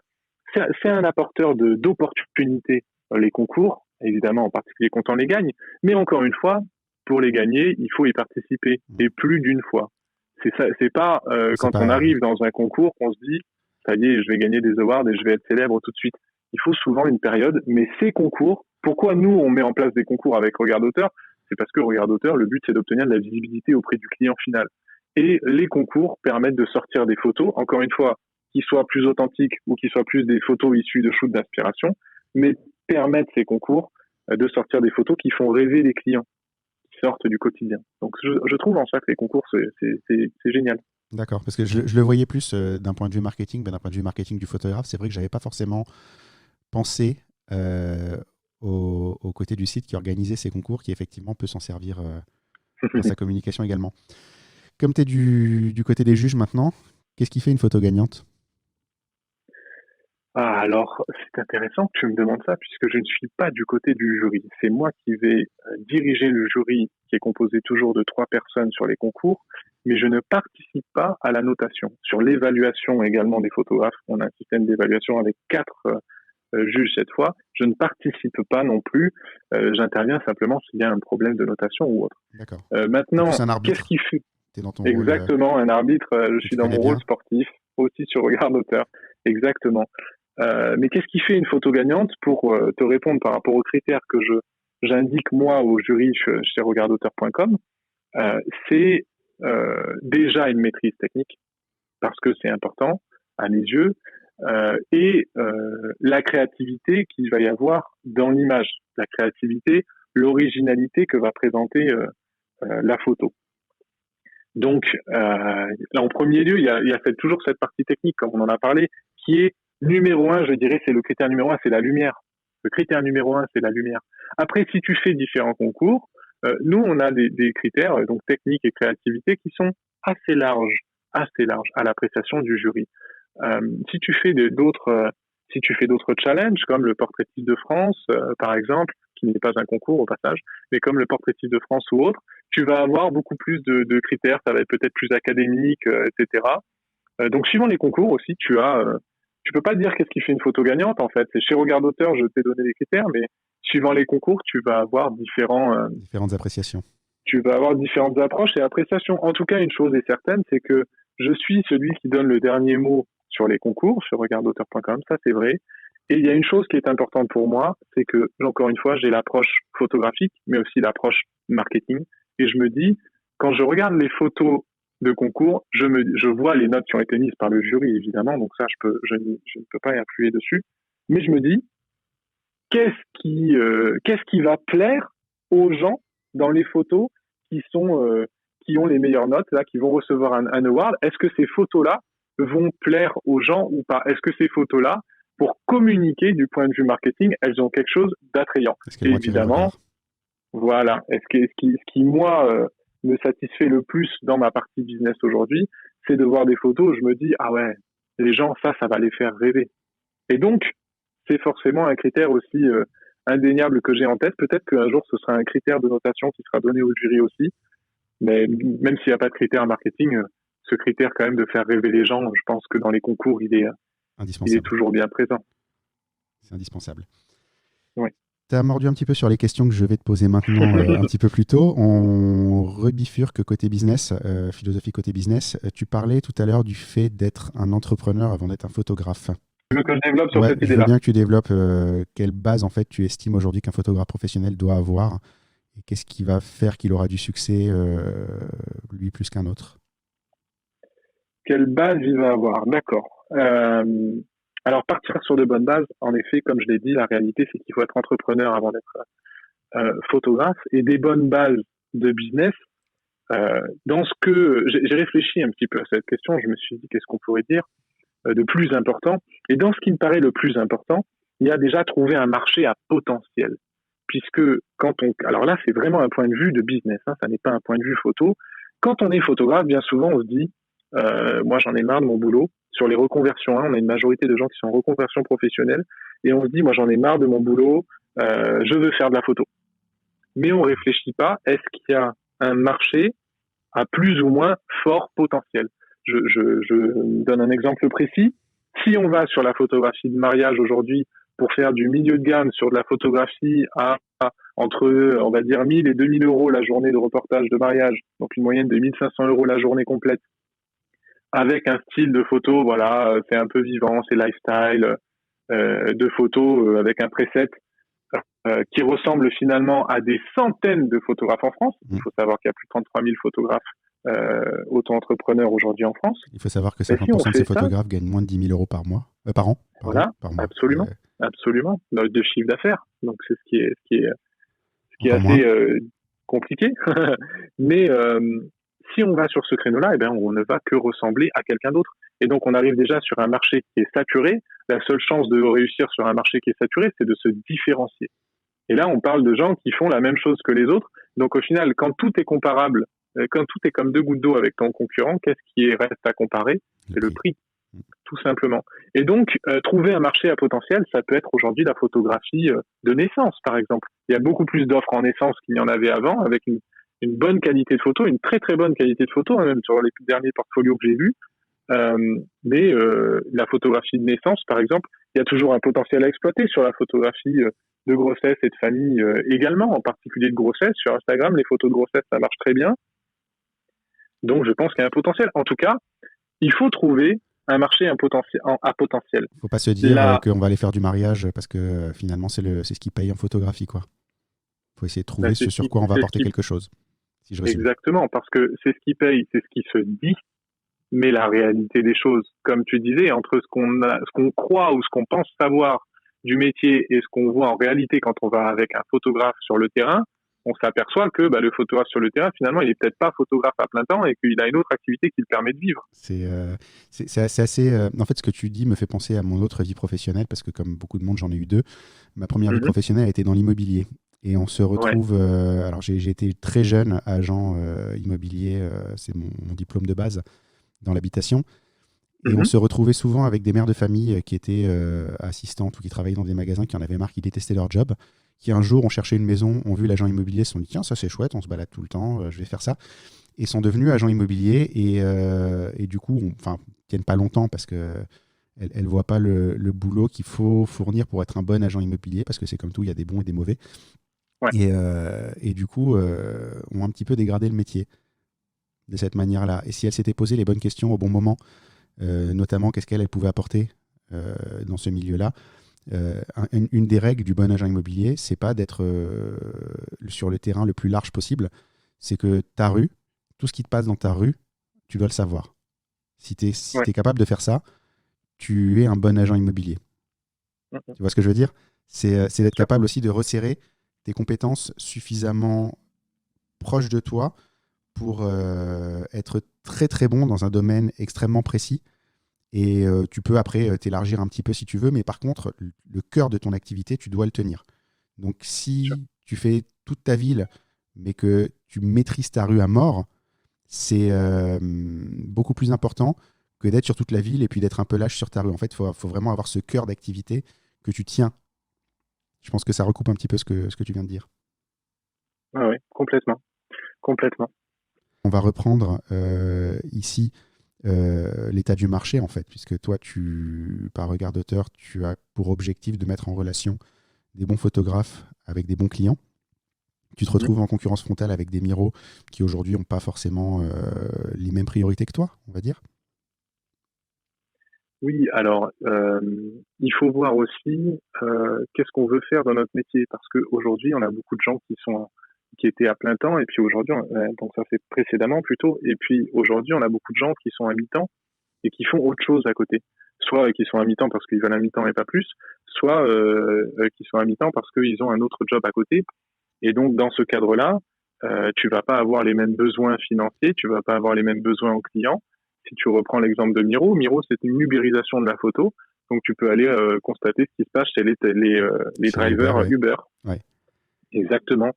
Quand tu vas discuter avec ces gens-là, ils vont te dire qu'ils gagnent leur vie, ce qui est vrai, mais ils la gagnent mal, très mal, parce que ils sont peu payés à la prestation. Donc, en fait, le deuxième point que j'avais donné après trouver un marché à potentiel, c'est définir une gamme de travail adaptée à ce qu'on veut faire.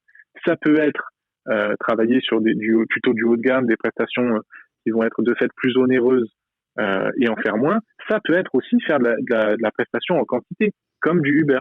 Oui. Et donc, il va falloir être comme le conducteur Uber, il va falloir faire énormément de prestations. Et donc, ça prend aussi du temps. Il y a beaucoup de drivers Uber, quand tu parles avec eux, qui disent qu'ils arrivent à tirer un SMIC à peu près en travaillant 60 heures par semaine. Et donc, avec aussi des contraintes métiers qui font que tu es en permanence parti à un endroit ou à un autre.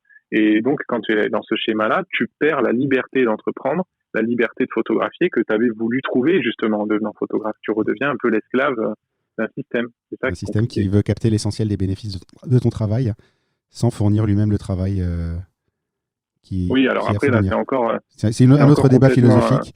Un autre débat, c'est clair. Mais j'avais lu un article de Om Malik, je ne sais pas si ça te parle, c'est pas vraiment dans le domaine de la photo. Il est photographe, mais c'est pas forcément ce pourquoi il est le plus connu, qui est un investisseur américain dans des startups et des choses comme ça, qui disait qu'en fait, l'ubérisation, c'était surtout la recherche permanente de la main-d'œuvre la moins chère. Et bien sûr que c'est le cas, parce que quand tu ubérises, tu es dans un système où tu tapes dans la masse et tu dis je veux une prestation pas chère. C'est une prestation qui va être 10 fois moins chère qu'avant. Tu regardes la photo, le photographe qui se déplace, il prend 400 balles, le photographe qui va se déplacer pour Miro, il prend 40 balles. Donc, grosso modo, c'est l'idée. Si tu travailles sur de l'ubérisation, tu deviens d'une certaine façon un pion qui est remplaçable d'un jour à l'autre. Et c'est toute l'idée de ces business-là. Comment ? C'est toute l'idée de ces business-là.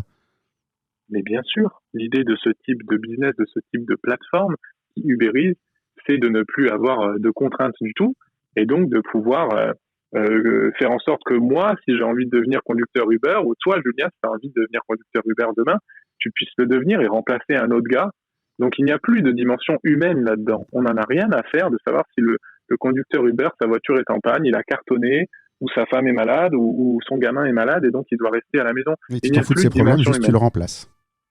Tu le remplaces comme un pion. Et c'est justement pour ça que j'ai créé, en tout cas c'est une des grosses raisons pour lesquelles j'ai créé Regard d'auteur, c'est pour avoir une plateforme, mais qui conserve une dimension humaine. Je pense qu'il est essentiel d'avoir une plateforme, parce que les plateformes, d'ici quelques années, vont absorber l'essentiel du marché. Ça, tous les marketeurs s'accordent à le dire. Les plateformes vont absorber l'essentiel du marché. Encore faut-il qu'elles soient bien positionnées. Mais il faut une plateforme qui encourage la qualité. Parce que sinon, on va finir par se battre entre plateformes ubérisées. Et je ne souhaite pas participer à ce système. Et surtout que la guerre entre les plateformes ubérisées va être une guerre de prix plus qu'autre chose. Donc, ça sera perdant pour absolument tout le monde. Bien sûr, bien sûr. Si on est en droit de se demander comment, dans quelle situation on sera dans 5 ou 10 ans. Et qu'est-ce qu'on veut pour ça et quels moyens on se donne pour faire en sorte de ne pas arriver à une situation dans 5 ou 10 ans où tout est ubérisé de partout. Si on parle de ça et de ces plateformes, j'ai une question qui me vient qui est peut-être un petit peu moins évidente, mais finalement qui peut se poser. En tant que concurrent à Regard d'auteur, tu penses quoi de Facebook et d'Instagram ? Parce que pour moi, vous êtes un petit peu, alors c'est différent dans le sens où c'est beaucoup moins spécialisé, mais finalement, c'est aussi une plateforme et c'est aussi une manière de faire voir son travail et d'être découvert. Alors, c'est pas une plateforme, c'est un réseau. Ce sont des réseaux sociaux.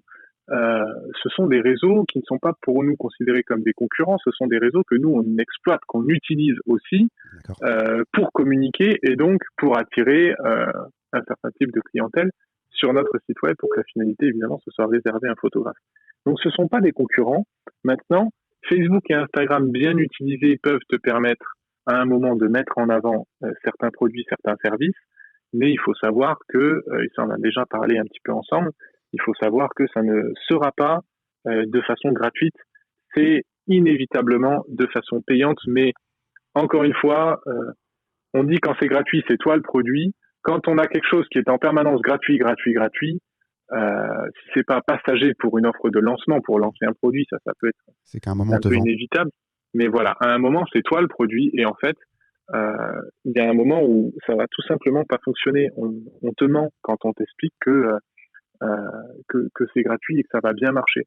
Surtout les gens qui reçoivent, un retour sur investissement, c'est parce qu'ils ont investi de l'énergie, du temps, mais aussi de l'argent. Ils ont surtout tendance, je trouve, en ce moment, à t'avoir laissé cette impression que tu pouvais développer ton affaire sur leur réseau et à enlever ça avec les algorithmes au fil du temps, en fait. T'as pas eu cette impression, par exemple, avec l'algorithme d'Instagram qui a évolué récemment, où pendant un temps, en fait, le marché publicitaire, c'était les influenceurs qui l'avaient récupéré. Et au gré des changements de l'algorithme d'Instagram, j'ai l'impression que tu es de moins en moins visible sans payer. Oui. T'as pas ressenti ça ?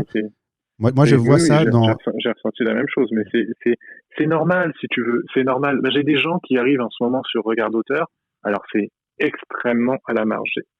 C'est vraiment une toute petite partie des photographes. Mais j'ai des photographes qui arrivent et qui me disent « Mais comment c'est payant Regard d'auteur ?» Ou alors, c'est aujourd'hui un système qui est gratuit de mise en relation et puis qui va devenir payant. Mais comment ça, vous gagnez de l'argent ? Mais on est obligé de gagner de l'argent pour vivre. C'est normal, il y a des employés qui travaillent derrière, il y a des salaires à payer. C'est dire aux gens que c'est gratuit, c'est un mensonge. Le seul cas dans lequel ça fonctionnait, c'était le bénévolat dans les associations. Et ça n'existe plus, ou presque malheureusement. Mais c'est le cas aujourd'hui. Donc sur Facebook et Instagram, pour revenir à nos moutons, c'est la même chose, c'est le même fonctionnement. Ce sont des plateformes, elles ont besoin de gagner de l'argent, puisqu'elles sont faites pour ça. Regard d'auteur, c'est fait en partie pour gagner de l'argent, mais c'est très loin d'être la première préoccupation. La première préoccupation, c'est remettre en avant la photographie de qualité et surtout créative de mariage et de portrait en France. La deuxième, c'est donner du boulot aux photographes de portrait et de mariage professionnels français et en premier lieu, ceux que je connais déjà moi dans les communautés. Et donc, on n'est pas dans la même démarche parce que tu es dans un cas dans une démarche humaine, dans un autre cas dans une démarche d'un mec qui veut faire de l'argent avant tout. Et ça se respecte, mais ça n'est pas la même démarche. Aujourd'hui, Regard d'auteur veut créer des opportunités pour les photographes. C'est quoi pour toi ces opportunités ? L'opportunité principale, c'est d'être visible au niveau du web marketing. Avant, on avait le bouche à oreille qui fonctionnait, etc. Il y en a toujours eu, il y en aura toujours, ça continuera de fonctionner.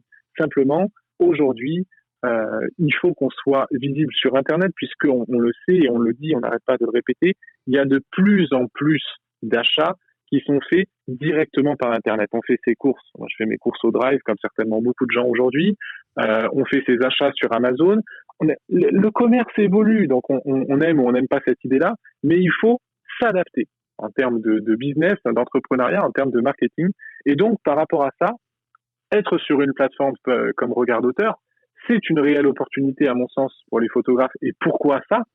Parce qu'il n'y avait pas de plateforme avant nous qui faisait la même chose que nous en France. Et donc, ça, c'est tout simplement. Si tu prends Airbnb, quand ils n'étaient pas lancés, ou tu prends Blablacar, quand ils n'étaient pas lancés, ces sites-là, il y avait une réelle opportunité où au début de ces sites, comme au début des réseaux sociaux sur Facebook, Instagram, Pinterest et d'autres, il y avait une vraie opportunité à être dessus. Puisque les gens qui ont été dessus aujourd'hui, ils ont des comptes qui explosent les compteurs. Ouais. Et donc, les gens qui sont sur Airbnb, Blablacar depuis le début, ça fonctionne très bien. Maintenant, tu arrives dans ce marché-là et puis tu veux créer un concurrent à Facebook, à Insta, à Airbnb ou à Blablacar. C'est quasiment impossible. Voilà. Pourquoi ? Parce qu'ils ont une puissance financière colossale et que donc, c'est impossible de les contrer. Et donc, là, tout l'intérêt, toute l'opportunité, pour moi, elle se trouve dans être sur la plateforme qui est précurseur Parce que cette plateforme-là, elle va être très difficile à contrer par la suite. Tu regardes nous, Regardoteur, on est encore en développement sur notre visibilité B2C, donc pour le client final, c'est indéniable. Mais cette année, en 2019, on a créé 300 pages de rédaction. C'est environ 300 000 mots qui ont été rédigés et qui sont déjà repérés par Google. Certaines pages sont déjà premières sur Google, sur certains mots-clés. Et donc, si tu veux, ce système-là, j'essaie de créer quelque chose qui soit une communauté de photographes qui se regroupent, qui se mettent ensemble pour contrer justement ces plateformes ubérisées qui ont de l'argent. Nous, on n'a pas l'argent, on a le pouvoir humain. Et justement, si tu rejoins cette plateforme maintenant, eh ben, tu vas pouvoir profiter justement du trafic qu'on va arriver à amener. Et puis, au fil du temps, ça va grossir. Il faut aussi, en tant que photographe, se remettre dans la position de « je suis photographe aujourd'hui ». Là, on a ouvert récemment au portrait. Je suis photographe, je me mets à Montpellier sur photographe de grossesse, par exemple. On peut rechercher sur regardoteur.com et on va trouver 4 photographes de grossesse actuellement. Si je m'y inscris demain et que je m'abonne, je suis le 5e photographe. J'ai beaucoup de chance d'être signé par des clients. Mais si je m'inscris dans 2 ans à la photographie de grossesse à Montpellier, il y aura combien de photographes qui seront inscrits? Donc si tu veux, nous, pour limiter la concurrence sur notre plateforme, on n'acceptera certainement pas de nouvelles inscriptions. Et donc cette opportunité, elle sera passée sous le nez. Donc ton conseil, c'est d'occuper l'espace également tant qu'il y a de la place. C'est exactement, et c'est d'autant plus d'occuper l'espace là où les autres ne l'occupent pas, parce que comme tu le disais précédemment, si tu vas aujourd'hui sur Facebook, l'espace est complètement saturé, va te faire une place dans un espace complètement saturé, le seul moyen, c'est de payer plus cher que les autres. Exactement. Alors que si tu vas sur une nouvelle plateforme, qu'est-ce que cherchent les gens dans les réseaux sociaux?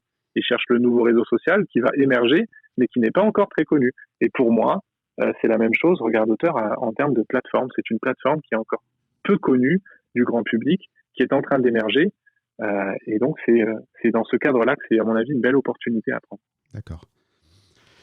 Je suis long dans mes réponses. Hein. Ouais, non, mais c'est des réponses intéressantes. C'est l'intérêt aussi, c'est de pouvoir développer un petit peu. C'est l'intérêt du format audio. On peut parler longtemps. Les gens nous écouteront dans les bouchons. En ce moment, il y en a beaucoup. Donc, on a un petit peu de place. On va occuper l'espace dans les oreilles des gens, dans les bouchons, je pense. C'est pas mal. Ouais, bon courage si vous nous écoutez dans les bouchons, en tout cas. on change de rubrique. Si je te demande quel est le pire moment de ta carrière?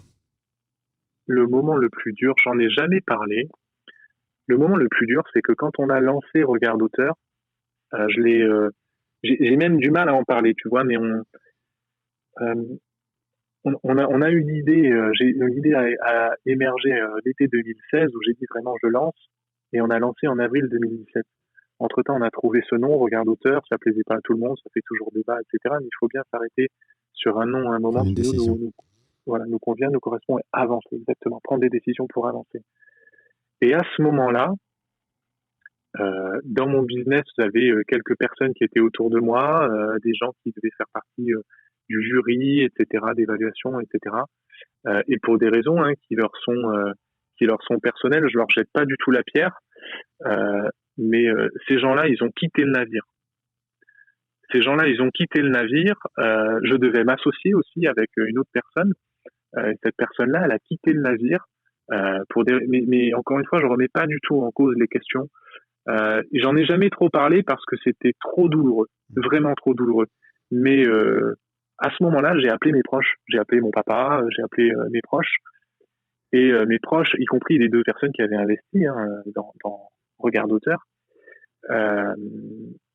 Et mes proches, ils m'ont dit, il faut pas y aller, Thibaut. Ils m'ont dit, tu étais parti pour être à 2 associés qui travaillent au quotidien sur Regardoteur. C'est un projet lancé à 2. Mon père, il m'a dit, c'est un projet lancé à 2, tu ne peux pas le réussir tout seul. Ça n'est pas possible, sinon tu l'aurais pas lancé à 2. Et là, j'ai eu 3-4 jours, je vais te dire, je ne mangeais plus, je ne dormais plus, j'avais envie de vomir. Je me suis dit, là, je suis dans une sacrée impasse parce que ça commence à me toucher énormément. Donc j'ai eu ce coup qui était ce 2e coup dur, mais qui était vraiment très très très très dur. Finalement, j'ai lancé tout seul. Ça a été compliqué, je te le cache pas. Ouais. Et il y a toujours des trucs qui sont compliqués plus que d'autres à gérer, mais ça marche. Ça a été extrêmement dur. Ça remet tout en cause en fait. Alors que c'est pas forcément personnel et il n'y a pas de raison que ça remette tout en cause, mais c'est vrai que d'un coup, tout ce que tu imaginais à l'avenir et rebattu, les cartes sont complètement rebattues. C'est remis en cause, absolument. Et puis quand t'as pas l'expérience, quand t'as pas chuté encore plein de fois, c'est pour ça que je dis faut pas avoir peur de se tromper. Quand t'as pas encore chuté plein de fois, tu te dis là je vais jamais m'en sortir. C'est comme dans la vie. C'est la vie. Plus tu prends des coups et moins t'as peur des coups. C'est une des raisons pour lesquelles mes enfants, je vais les mettre à un sport de combat quelconque quand ils seront un peu plus grands et qu'ils auront l'âge. C'est parce que non, mais c'est très important. Moi, j'ai pas fait ça quand j'étais petit et j'ai longtemps eu peur des coups. Et le jour où j'en ai pris, j'ai dit mais attends, c'est ça qui me fait peur depuis. Ça fait mal, ouais, mais je suis encore debout. Et je pense que c'est très important de les prendre ces coups-là. Ouais, quand on a une période difficile, voilà, on a toujours envie. S'il y a des photographes qui nous écoutent ou des entrepreneurs, des fois on vit une période difficile et puis on se dit, on a envie de baisser les bras, on a envie de tout arrêter, de tout laisser tomber. Il faut se recentrer, se demander quelles sont les choses les plus importantes à faire pour qu'on atteigne notre objectif enfin. Et puis faire la petite liste de qu'est-ce qui va pas, pourquoi on fait les choses, pourquoi on fait notre business. Et puis se montrer justement que on est capable et que on fait les choses pour des bonnes raisons et qu'il n'y a pas de raison que ça marche pas. Mais des moments qui sont durs dans la vie, moi je suis jeune encore, mais dans la vie j'ai vu plein de gens qui ont eu des moments très durs autour de moi. Il y en a toujours. Et donc voilà, ici on est dans une période difficile. Il faut pas baisser les bras. Nous on a été très critiqués sur regardauteur.com par rapport au fait qu'on manquait de visibilité auprès du grand public. On a investi énormément d'argent, de temps et d'énergie dans le SEO. Ça va payer, c'est en train déjà de payer avec des pages qui sont en première sur Google. Il y a d'autres actions qui sont mises en place pour compléter ça. On sait qu'on est dans la bonne voie, on sait qu'on met en place la bonne stratégie. Donc, il n'y a pas de raison que ça fonctionne pas autant qu'on veut, parce que ça fonctionne, mais pas autant qu'on l'espère. Et il faut avoir la patience aussi, ça va fonctionner. On va atteindre son objectif, il faut être patient, je trouve. Par opposition, quel est le meilleur moment de ta carrière ? Le meilleur moment de ma carrière. Pour l'instant, en photographie, il n'est pas arrivé. Il y a beaucoup de moments joyeux, mais si tu veux, je vais faire une digression sur l'arbitrage au basketball, puisque ça fait 15 ans que je fais arbitre maintenant. Et il y a 3 niveaux professionnels. Donc là, je suis au 2e niveau maintenant. Et il y a 2 ans, j'ai eu la chance d'accéder à ce groupe haut niveau qu'on appelle, ce groupe de professionnels de l'arbitrage.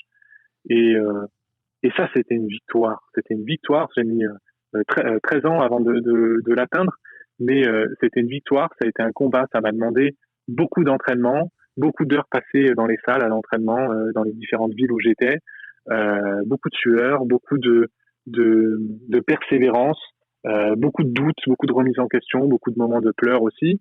Mais la victoire est d'autant plus belle parce que on atteint son objectif, donc on atteint ce qu'on a envie de faire. Mais on atteint aussi une forme de victoire personnelle. Ça nous donne confiance. Moi, je suis quelqu'un qui a pas beaucoup confiance en moi de base. Je pense qu'il y a pas mal de photographes aussi, malheureusement, qui sont dans ce cas-là.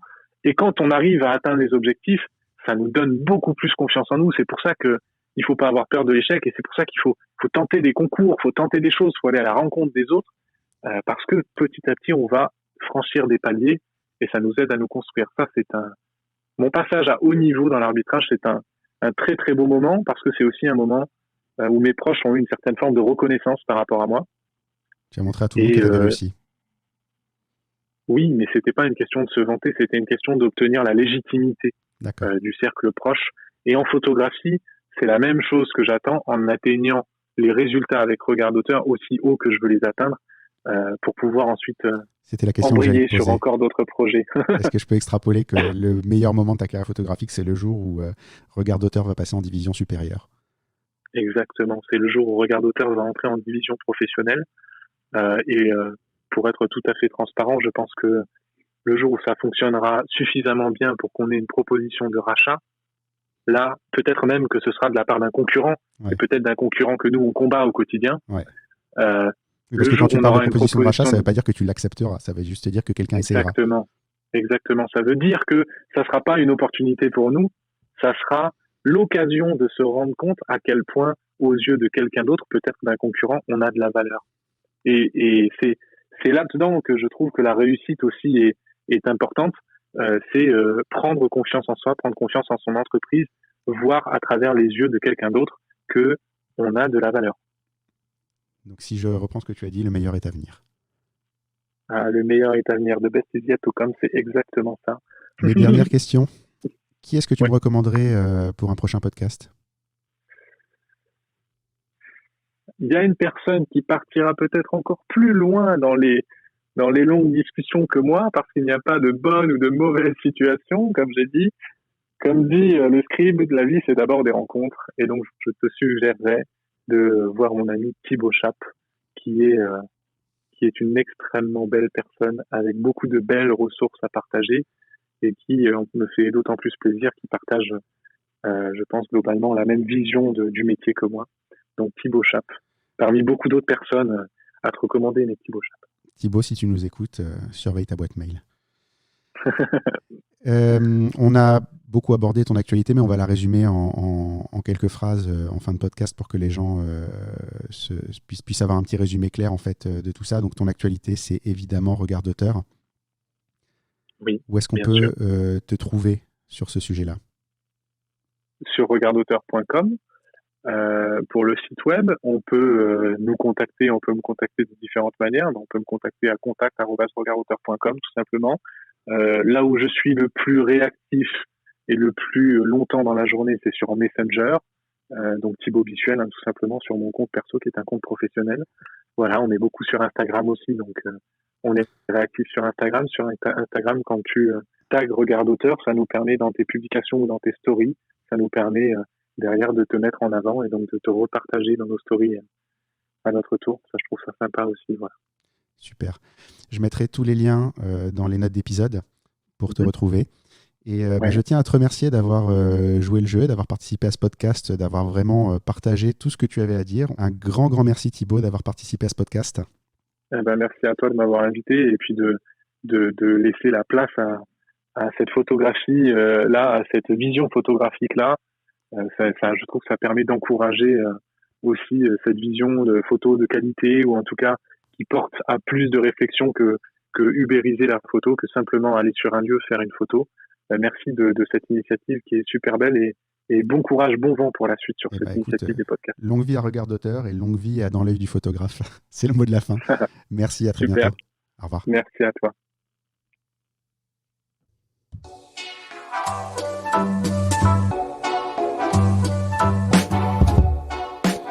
Merci d'avoir passé un moment avec nous dans l'œil de Thibaut Bissuel. Maintenant, on va sortir de là parce qu'on est quand même un petit peu nombreux et que ça va commencer à le démanger.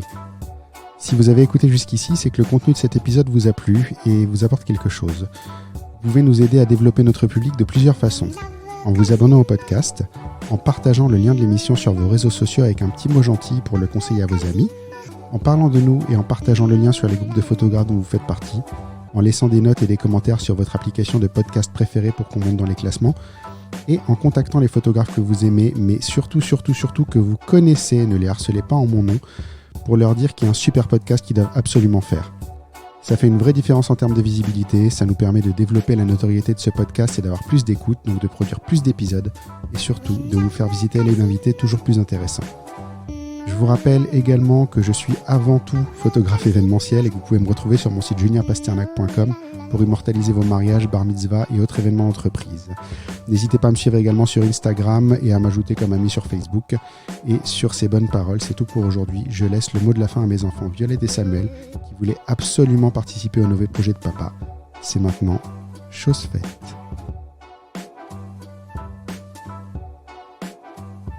Dans l'œil du photographe, merci, c'est fini.